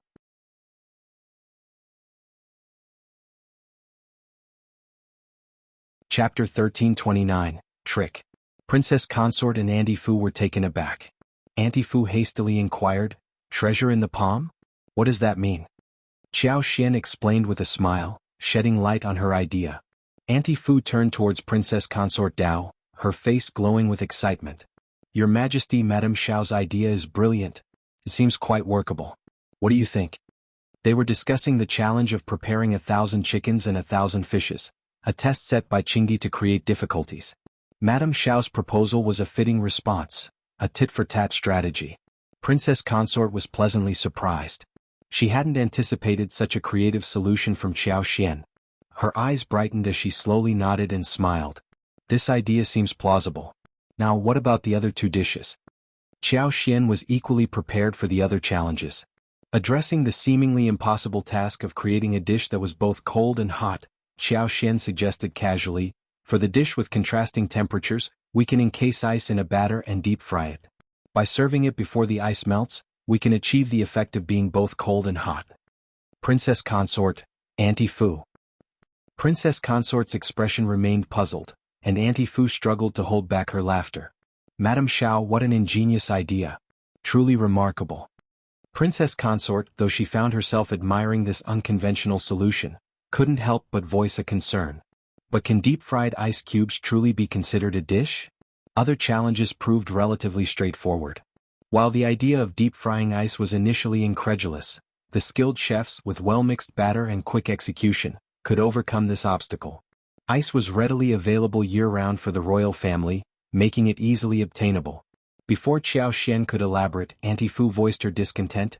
Your Highness, you are as benevolent and considerate as the Crown Prince, but Qingdi has crossed a line. Why should we engage in a fruitless argument with them? They're clearly trying to create difficulties for us, and we shouldn't be compelled to play by their rules. We have the final say in this matter. Xiao Xian silently concurred with Auntie Fu's perspective.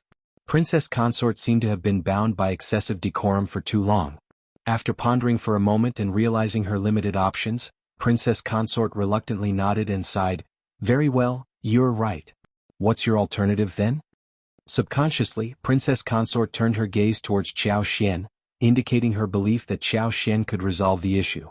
Xiao Xian, aware of the deliberate challenge thrown her way, wasn't contemplating cooking techniques but rather how to outmaneuver Qingdi and leave no room for objections.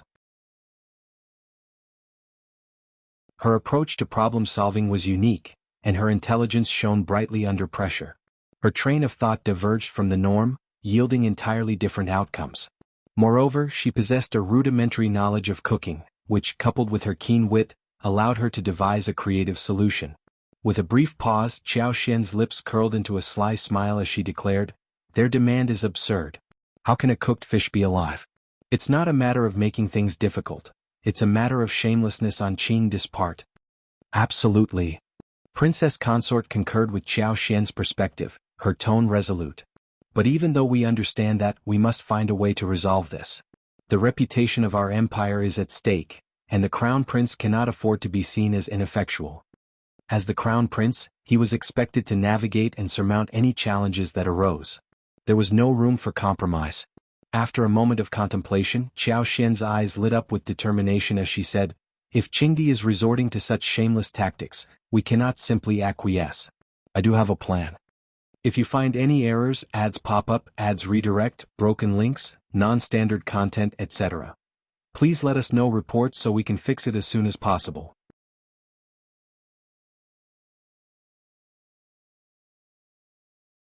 Chapter 1330, Barely an Idea.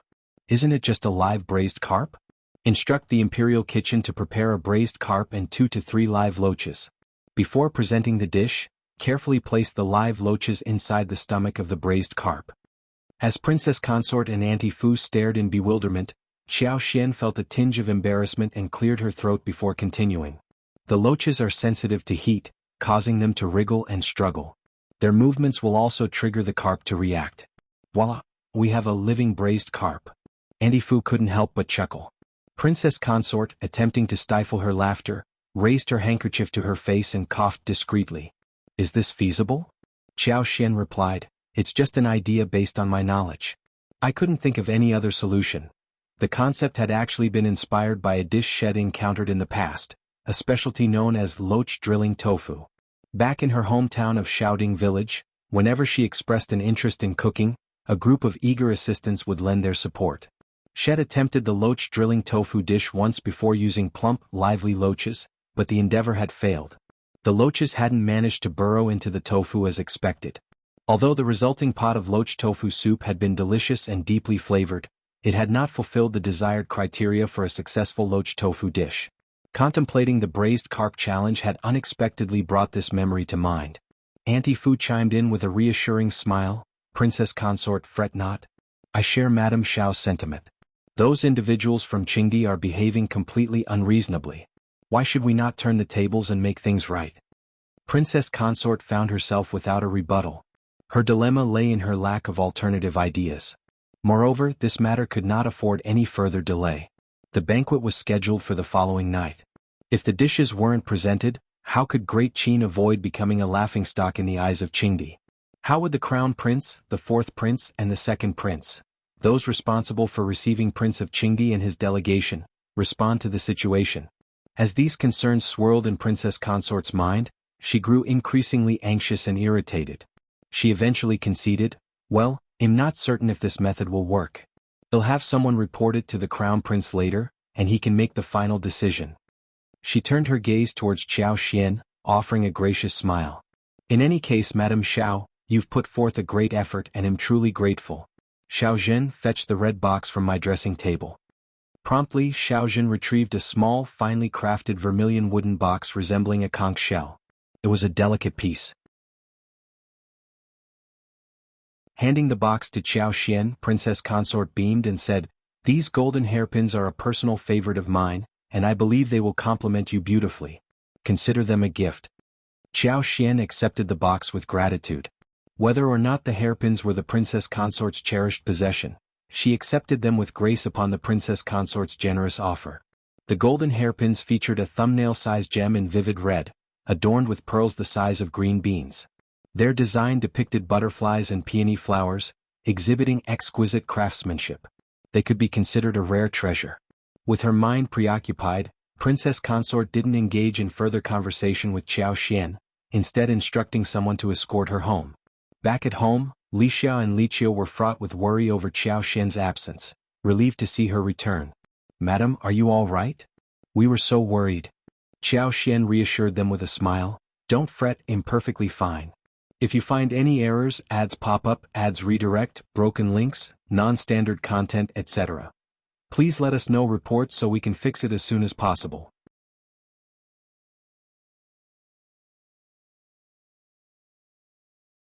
Chapter 1331. Is it solved? Xiao Yunduan served as an aide to the Crown Prince. Li Xiao and Li Qiu suddenly recalled this fact and couldn't help but share a hearty laugh. After a brief conversation, Xiao Xian returned to her bed to rest. Meeting Princess Consort was really tiring, so she decided to forego her initial plan for the evening. She had intended to prepare salt-baked chicken and fry a pair of crispy squab pigeons, coincidentally accompanied by a sour and sweet plum sauce for dipping. Additionally, she had prepared a plate of garlic and ginger mixed with sesame oil, perfect for seasoning the salt-baked chicken. However, a lingering issue at the East Palace remained unresolved. It was best to keep a low profile and avoid causing any further disturbances. The potential repercussions of such actions would not be favorable. Xiao Xian couldn't help but feel a bit annoyed. Why did people insist on praising her culinary skills? Since when had she and her husband become such prominent figures, subject to clandestine scrutiny? Xiao Yunduan had been returning home late every night, and this evening was no exception. However, there was a difference tonight. Xiao Xian had deliberately stayed awake to wait for him. Upon his quiet return, Xiao Yunduan entered the room and found Xiao Xian, who was preparing to climb out of bed. He took her hand and joined her, sitting down together. "Why are you still awake?" Xiao Xian blinked and chuckled. "I was waiting for you. So, how did it go? Has the issue been resolved?" Xiao Yunduan lowered his head, smiling warmly as he gazed at her. "Yes, your idea was excellent. I knew it had to be your ingenious plan." His wife had always had many strange and good ideas. He knew this better than anyone. Xiao Xian did not understand what he meant. She looked confused. "Huh. Of course it was her idea. Needless to say?" Xiao Yunduan wore a sardonic expression as he shared. "The steward who reported to the Crown Prince mentioned that Princess Consort and Auntie Fu had an extensive discussion with you and eventually devised a few ideas. I can't say if they'll be effective, but I've relayed them to the Crown Prince." The steward readily attributed half of the credit to Princess Consort. Naturally, such a move wouldn't have occurred without Princess Consort's guidance and consent. According to the hierarchy, it was only fitting for the Princess Consort to receive credit. Regrettably, Xiao Xian remained unnoticed. Some individuals even harbored envy and deliberately disregarded her contributions. Xiao Yunduan gently held her hands and whispered, "I understand that these ideas were your creation. Don't be upset, we don't need the recognition. I hesitated to share this with you, but upon reflection, it's better to inform you." At least it provided her with some reassurance. The moment these ideas were introduced, Envy, known for her sarcasm, couldn't resist lavishing praise upon Princess Consort for her wisdom and intelligence. Naturally, others either agreed or felt compelled to concur. Xiao Yunduan, though he recognized the truth, found himself constrained by the circumstances. Xiao Xian, it wasn't that she was entirely indifferent to the situation. Xiao Xian simply found it hard to fathom. After all, Princess Consort had consistently exuded an aura of dignity and refinement. It was difficult to imagine that someone of her stature would claim the credit for another's work. She hadn't yet witnessed the full spectrum of the nobility's ambitions and the cutthroat politics they navigated. Regardless of how poised and graceful Princess Consort appeared, she was not exempt from the prevailing customs. If you find any errors, ads pop up, ads redirect, broken links, non-standard content, etc., please let us know reports so we can fix it as soon as possible.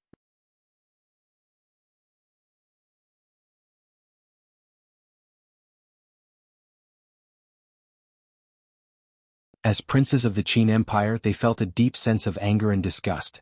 They wished for these Qingdi individuals to be taught a lesson. During a conversation between the fourth prince and honored Princess Mei, they discussed the matter at hand. As the fourth prince expressed his concerns and hesitations, honored Princess Mei couldn't help but sneer. "My son, you still haven't grasped the essentials of the situation. If the fate of this empire falls into the crown prince's hands, where do you think we will stand in the future? In my opinion, it's better for the crown prince to face adversity. What does it matter if Qingdi gains an upper hand in this situation? Such cunning ploys hold little significance. The crucial aspect is that if they win, the crown prince will suffer. If the crown prince suffers, our opportunity will come." The fourth prince's eyes lit up and he responded with a smile, "Mother, your insights are truly profound. I'm the one who has been naive." Indeed, considering Great Qin's formidable strength, losing face seemed inconsequential. Trading that slight loss of face for the crown prince's misfortune was a remarkably favorable deal. If you find any errors, ads pop up, ads redirect, broken links, non-standard content, etc., please let us know reports so we can fix it as soon as possible.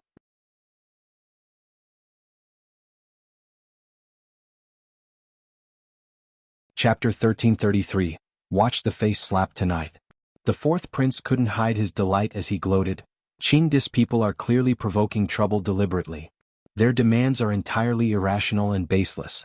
But third brother, that fool is too arrogant, pressuring the crown prince to concede. Right now the Eastern Palace is in utter disarray. I doubt they can come up with a solution. Honored Princess Mei responded with a disdainful smile, mirroring the fourth prince's sense of satisfaction. "Isn't this just perfect? I dissuaded you from taking on this role back then. Do you see now? Such matters are highly prone to mishaps. Even the slightest error, no matter how minor, can tarnish the nation's reputation and the ruler's prestige. It provides others with ample ammunition to criticize you. If you perform well, it's merely your duty, nothing good comes of it." The fourth prince was wholeheartedly convinced. A similar conversation took place in the Empress Qingdi Palace. While the situation had stemmed from a slip of the third prince's tongue, it hardly mattered. Currently, the third prince maintained complete silence, behaving as if nothing had transpired, and shifted the blame onto the crown prince.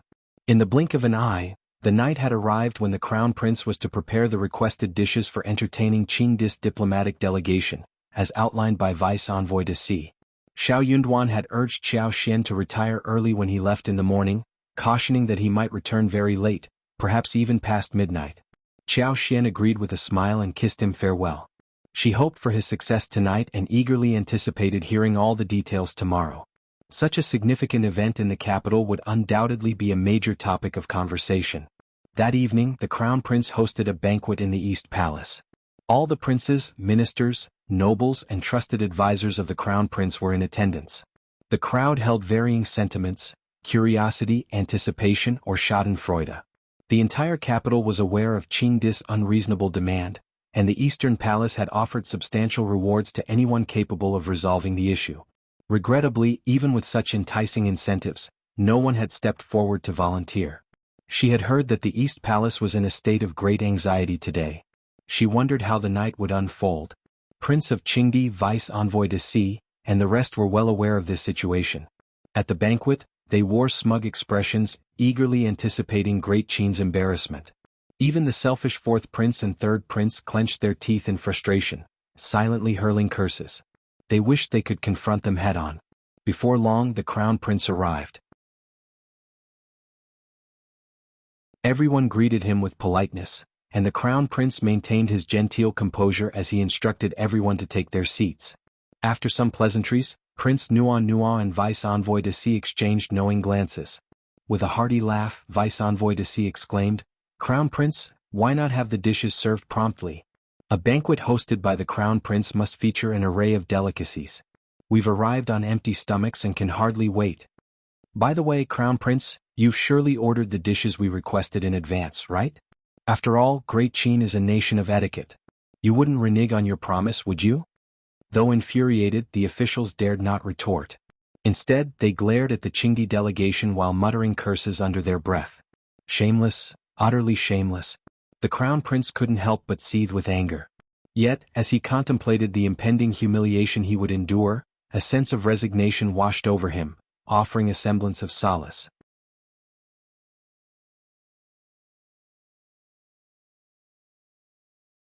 Chapter 1334. Everyone can only wait. The Crown Prince maintained his usual elegance and grace as he smiled. Great Qin abounds in resources and you've traveled a long way, so consider me your hospitable host. Fear not, Vice Envoy to see, an array of dishes awaits you. I assure you won't go hungry. Vice Envoy to see boisterously chortled. The Crown Prince is indeed warm and generous. The Prince and other ministers are truly grateful. Crown Prince, I previously ordered 3 specific dishes I was eager to taste. Crown Prince granted my request, but I trust you haven't forgotten. The response left Vice Envoy to see and his entourage momentarily stunned. Similarly perplexed, the 4th Prince and others, who were unaware of the situation, shared Vice Envoy to Sis' bewilderment. What exactly was the Crown Prince implying? Was he genuinely prepared, or were these mere words? Weren't the East Palace's officials meandering aimlessly, resembling headless flies? How was it possible that everything had been arranged in such a short span? Unfortunately, the Crown Prince's countenance remained genteel and poised, betraying no indication of his intentions. Thus, everyone could only await the unfolding events. Vice Envoy to see chuckled dryly, is that so? Since the Crown Prince has spoken, I shall eagerly anticipate it. The Crown Prince smiled and declared, in that case let the banquet commence. Elegantly attired palace maids approached with trays, serving dishes meticulously and orderly across the long tables before the guests. The small, exquisitely plated dishes were visually pleasing, and their aromatic scents filled the air. However, despite 4 dishes being placed before each guest, the anticipated specialty dishes had yet to make an appearance. Alongside the Crown Prince, officials raised their cups, offering toasts filled with well wishes. The Crown Prince reciprocated with a smile, raising his own cup, and the entire gathering followed suit, toasting in harmony. After a few pleasantries were exchanged, a couple of ministers promptly rose to their feet, cups in hand, and offered toasts filled with auspicious words. Consequently, the atmosphere brimmed with camaraderie. In that moment, many attendees shared knowing glances, a collective understanding dawning upon them. The Crown Prince appeared to be attempting to navigate through this predicament using a rather unorthodox method. The 4th Prince sneered with disdain, privately mocking the Crown Prince's desperation. Employing such a pedestrian approach was truly beneath him. Yet, the 4th Prince did not dwell on it for long. If it involved a citizen of the Great Qin Empire, they would undoubtedly tread carefully, ensuring their actions were in their best interest. No subject of the empire would dare to humiliate the Crown Prince. However, Qingdi and the other foreign delegates were unlikely to let the matter slide so easily. Nonetheless, the Crown Prince seemed to be out of options. Unsurprisingly, Qingdi's delegation held similar suspicions. Vice Envoy to see preempted any further pleasantries and displaying impatience called out, Crown Prince, might we be graced with the dishes I ordered? I'm eager to savor them, hee. Xiao Yunduan and his cohorts inwardly sneered, convinced that the Crown Prince was toying with them, allowing them to taste the full bitterness of disappointment. If that's how anxious you are, then the Crown Prince certainly won't disappoint you. With a serene smile, the Crown Prince conceded, Vice Envoy to see appears quite eager indeed. Very well, let us serve your requested dishes. As he concluded his words, a courtly eunuch, hands steady, presented a tray bearing a dish before Prince Nua.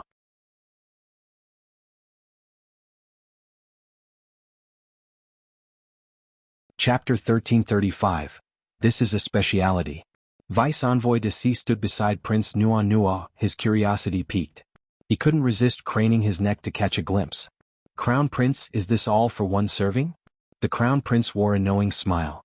Indeed, Vice Envoy to see. This exquisite dish is the 1,000 silk hand treasure, meticulously crafted from 1,000 chickens and 1,000 fish. Officer Xiao, would you kindly elucidate the preparation process to Prince Nua? Of course, Crown Prince.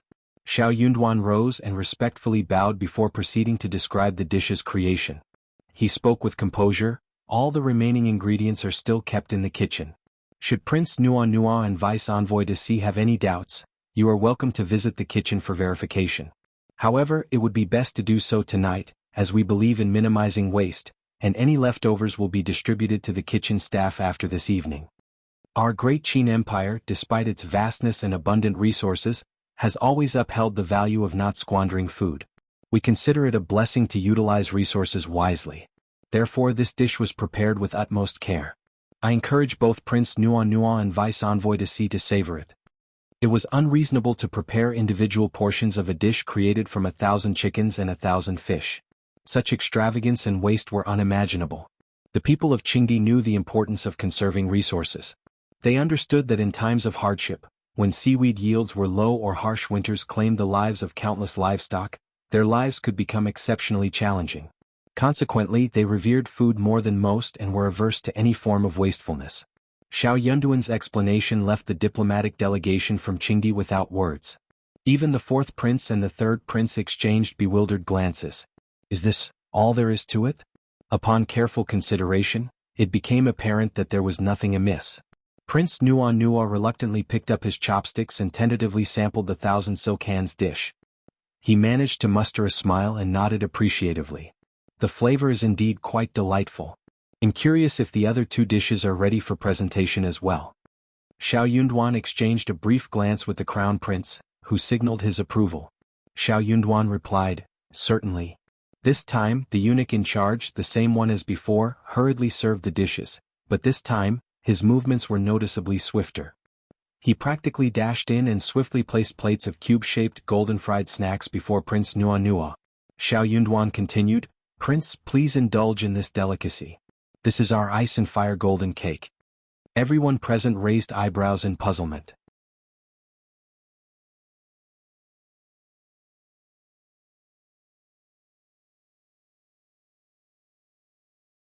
Chapter 1336.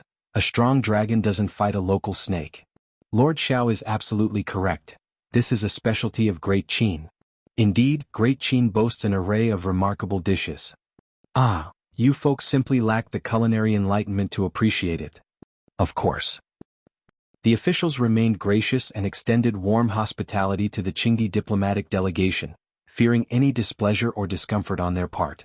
However, they were taken aback by the excessive politeness displayed by Qingdi and the barbarians, which went beyond their expectations. In response, they couldn't help but react with mockery and jest. Fueled by their frustration, they vented their displeasure freely. The Qingdi diplomatic delegation, hearing these comments, found themselves torn between anger and frustration. This treatment was a world apart from what they had encountered earlier. The contrast was palpable and the feelings of disparity were evident. But what could they do?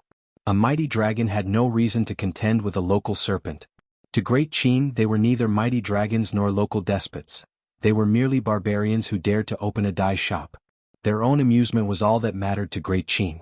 Xiao Yunduan maintained his genial smile. Prince Nuan, Vice Envoy to see, shall we present the 3rd dish now? All eyes turned expectantly to Xiao Yunduan, brimming with anticipation and excitement. By this point it was clear to everyone present. The Eastern Palace had come prepared. He had devised a solution in his mind, but he chose to keep it to himself for now. Yet this situation had its merits. It would serve as a grand surprise for Qingdi and the other detractors, allowing them to experience the sensation of falling from arrogance. Who were they to be so ungracious? Nonetheless, this wasn't the usual demeanor of the crown prince. Something must have truly incensed him this time. Nevertheless, the crown prince's conduct only garnered more respect from everyone present. As the heir to the throne, he needed to be magnanimous and courteous, refraining from losing his temper, especially in the face of those who behaved rudely and unreasonably. The 4th prince, the 3rd prince, and the 2nd prince were utterly bewildered. What had come over the crown prince? What had led him to alter his approach? They had been anticipating him making a fool of himself, only to find that the outcome defied their expectations. The 3 princes clenched their teeth in secret frustration. The crown prince had become cunning as well. He had covertly made preparations without revealing anything when they inquired out of concern. It was too much, far too much. The Qingdi diplomatic delegation, meanwhile, experienced disappointment twice over. They were well aware that a live braised carp was no match for the other dish. They no longer wished to witness this ordeal. Yet curiosity nagged at them. They genuinely wanted to see how this predicament would be resolved. Despite their efforts to make things difficult, they lacked the knowledge of how to untangle the knot they had created. Having endured 2 setbacks, they were unfazed by the prospect of another. Prince Nuan let out a light snort and stiffly remarked, "Well, what are you waiting for?" Xiao Yunduan nodded. Of course. With a meaningful glance to the eunuch who had been observing the proceedings outside, Xiao Yunduan signaled him to proceed. Everyone craned their necks, eagerly awaiting the unfolding spectacle. Before long, a braised carp was placed before Prince Nua Nua. The sight left everyone utterly speechless. If you find any errors, ads pop up, ads redirect, broken links, non-standard content, etc., please let us know reports so we can fix it as soon as possible.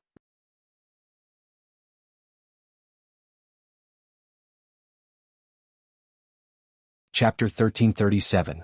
Really moving. They blinked, rubbed their eyes and took a second look.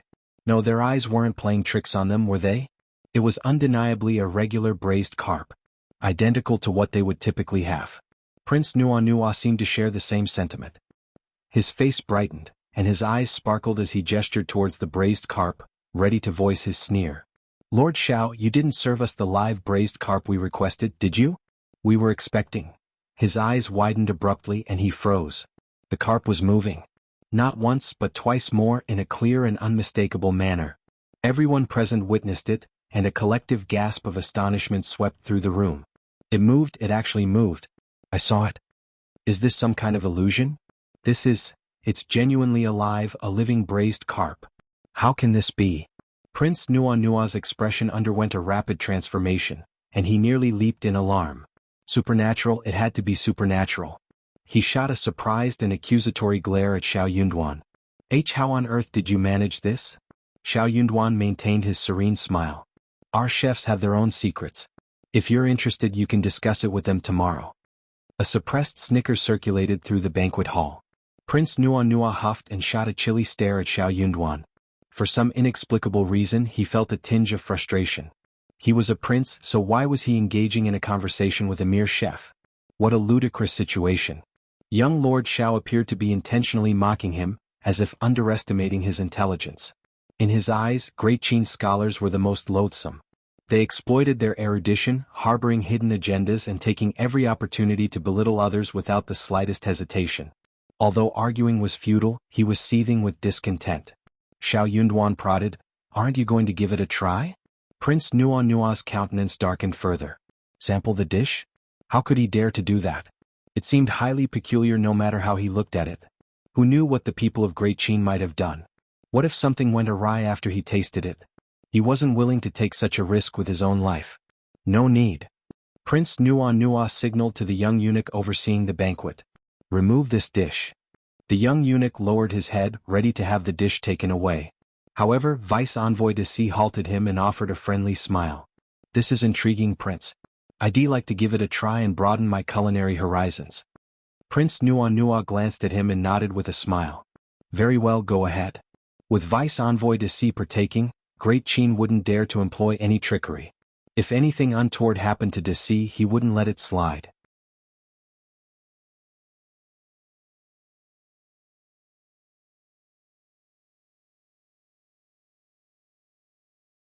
Chapter 1338. You were clearly unreasonable first. Prince Nua Nua seethed with anger. He felt utterly infuriated. To think that his anxiety had been driven by a mere few loaches. If word of this got back to Qingdi, had become the subject of ridicule.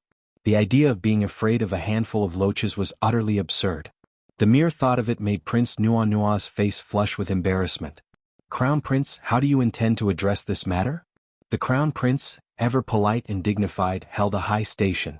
Even if the other princes secretly wished him ill, they still maintained an air of politeness and congeniality in his presence. Who had ever dared to address him with such an attitude and tone? For a moment, the Crown Prince felt somewhat awkward and discomfited. Xiao Yunduan responded calmly, Prince Nua Nua and Vice Envoy Deci, fret not. The Crown Prince has entrusted this matter to me, so feel free to address your queries to me. Can you move the cooked braised carp? Prince Nua Nua was taken aback and blurted out, certainly not. So you were deceiving us. But didn't the carp move? Yes, it moved, but, since it's in motion, it naturally qualifies as a live braised carp. But it's unmistakably a loach that's moving. What I perceived was a carp in motion. That's the loach inside the carp's stomach moving. What I saw was a carp in motion. You're manipulating the facts. Xiao Yunduan sneered. How am I distorting the facts? It's you who are distorting them. The prince knew very well that a roasted carp doesn't move, yet he tasked our chef with the job of making the roasted carp move. If that isn't unreasonable, then what is? We have maintained a harmonious relationship with Qingdi, extending utmost courtesy to the prince and his delegation. They are regarded as esteemed guests, and we have spared no effort in ensuring their comfort, whether it be in attire, cuisine, lodgings, or transportation. However, how have you chosen to reciprocate? By uttering such preposterous words to vex us. This amounts to nothing short of provocation. I must inquire, Prince, what is the intent behind your actions? Do you perceive Great Qin as an easy target, or are you intentionally demeaning us? Prince Nuan was left dumbfounded. Vice Envoy de C felt a chill creeping up his spine, causing him to break out in a cold sweat. His face drained of color and he was overcome with fear. Xiao Yunduan's words ignited the ire of the ministers. Absolutely, this is a provocation. Our Great Qin does not shy away from challenges. We cannot allow such behavior. We've treated each other with respect. Shouldn't that respect be reciprocated? Ha, what a farce. I've lived a long life, but I've never heard of a living braised carp. A cooked fish that's still alive.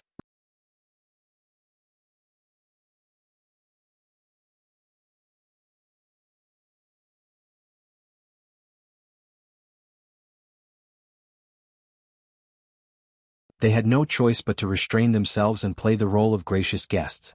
What else could they do? That night, the banquet continued well into the late hours. The crown prince was so delighted that he convened a meeting with Xiao Yunduan and his other trusted confidants in his study. When Xiao Yunduan finally returned home, it was well past midnight. Nevertheless, the banquet had garnered immense attention among the nobles and courtiers in the capital. Everyone was eager to attend such an intriguing event. Word of everything that transpired at the banquet had reached Empress Qi, honored Princess Mei, Princess Concubine Virtue, Princess Consort of the East Palace, and the Tian family. Naturally, reactions varied, with some individuals delighted and others incensed. For Princess Consort, it was a long-awaited relief, and her previously anxious heart was now at ease.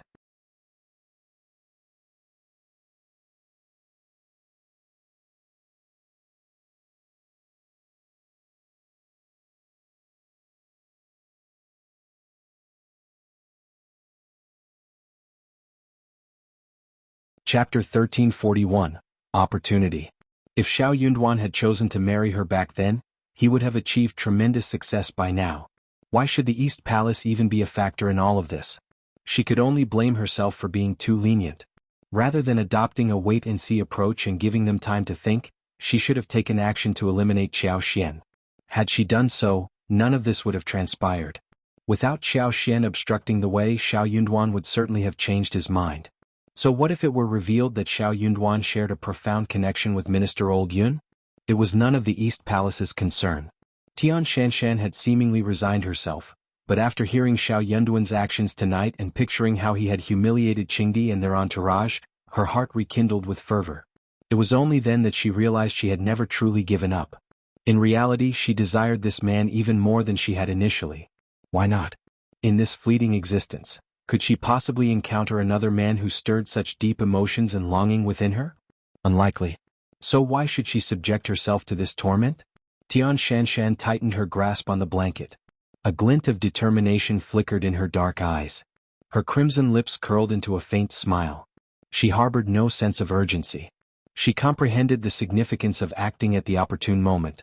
She wouldn't leap into the fray and confront them head-on when the spotlight was on them. That would yield her no advantage. By the time Xiao Yunduan returned home, Xiao Xian had already awakened from her slumber. Her eyes sparkled upon seeing him and she greeted him with a smile. What do you think? Was there quite a spectacle today? She wasn't among the nobility who had access to the latest news through their own channels.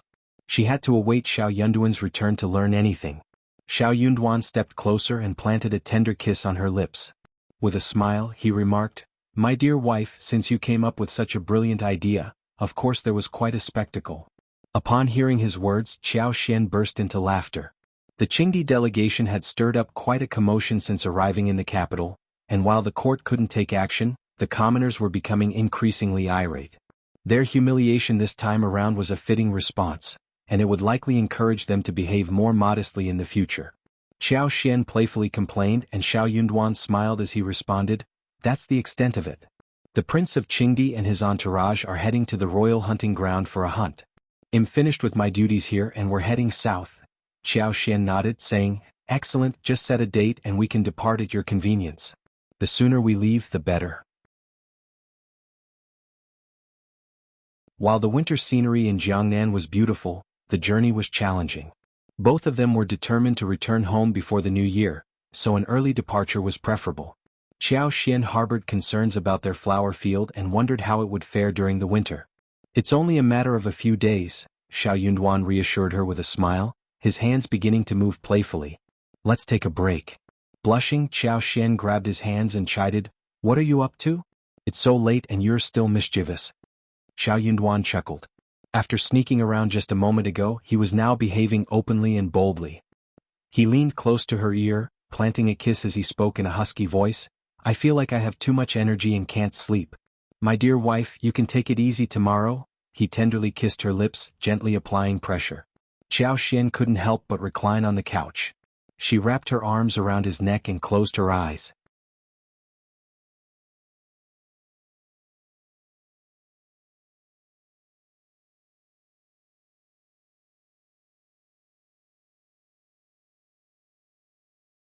Lord Xiao, on the other hand, struck her as a refined, meticulous, and reserved gentleman. How could he tolerate such behavior from his wife? While these thoughts swirled in Auntie Liang's mind, she also considered how long it might take for Xiao Xian to rise, freshen up, and apply makeup. She simply didn't have the time to wait around, recognizing her own lack of significance in this scenario. With a polite smile, she addressed Li Xia and the others. "Since Madame Xiao isn't feeling well, please don't disturb her. Allow her to rest properly, especially in this weather. These are rewards from the Princess Consort, and Madame Xiao has rendered valuable services. She will certainly be well treated. Kindly inform Madame Xiao once she awakens."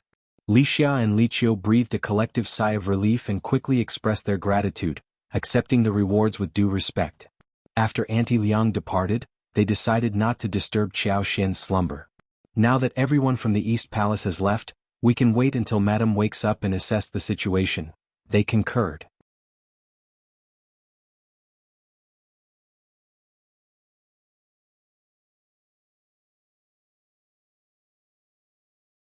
Afterward, they stood by the window, letting their meal settle while they engaged in a heartfelt conversation. Following this, they bathed and readied themselves for bed. Xiao Xian, mindful of any possible mischievous intentions from her husband, preemptively remarked before he could react, "You must be quite tired lately.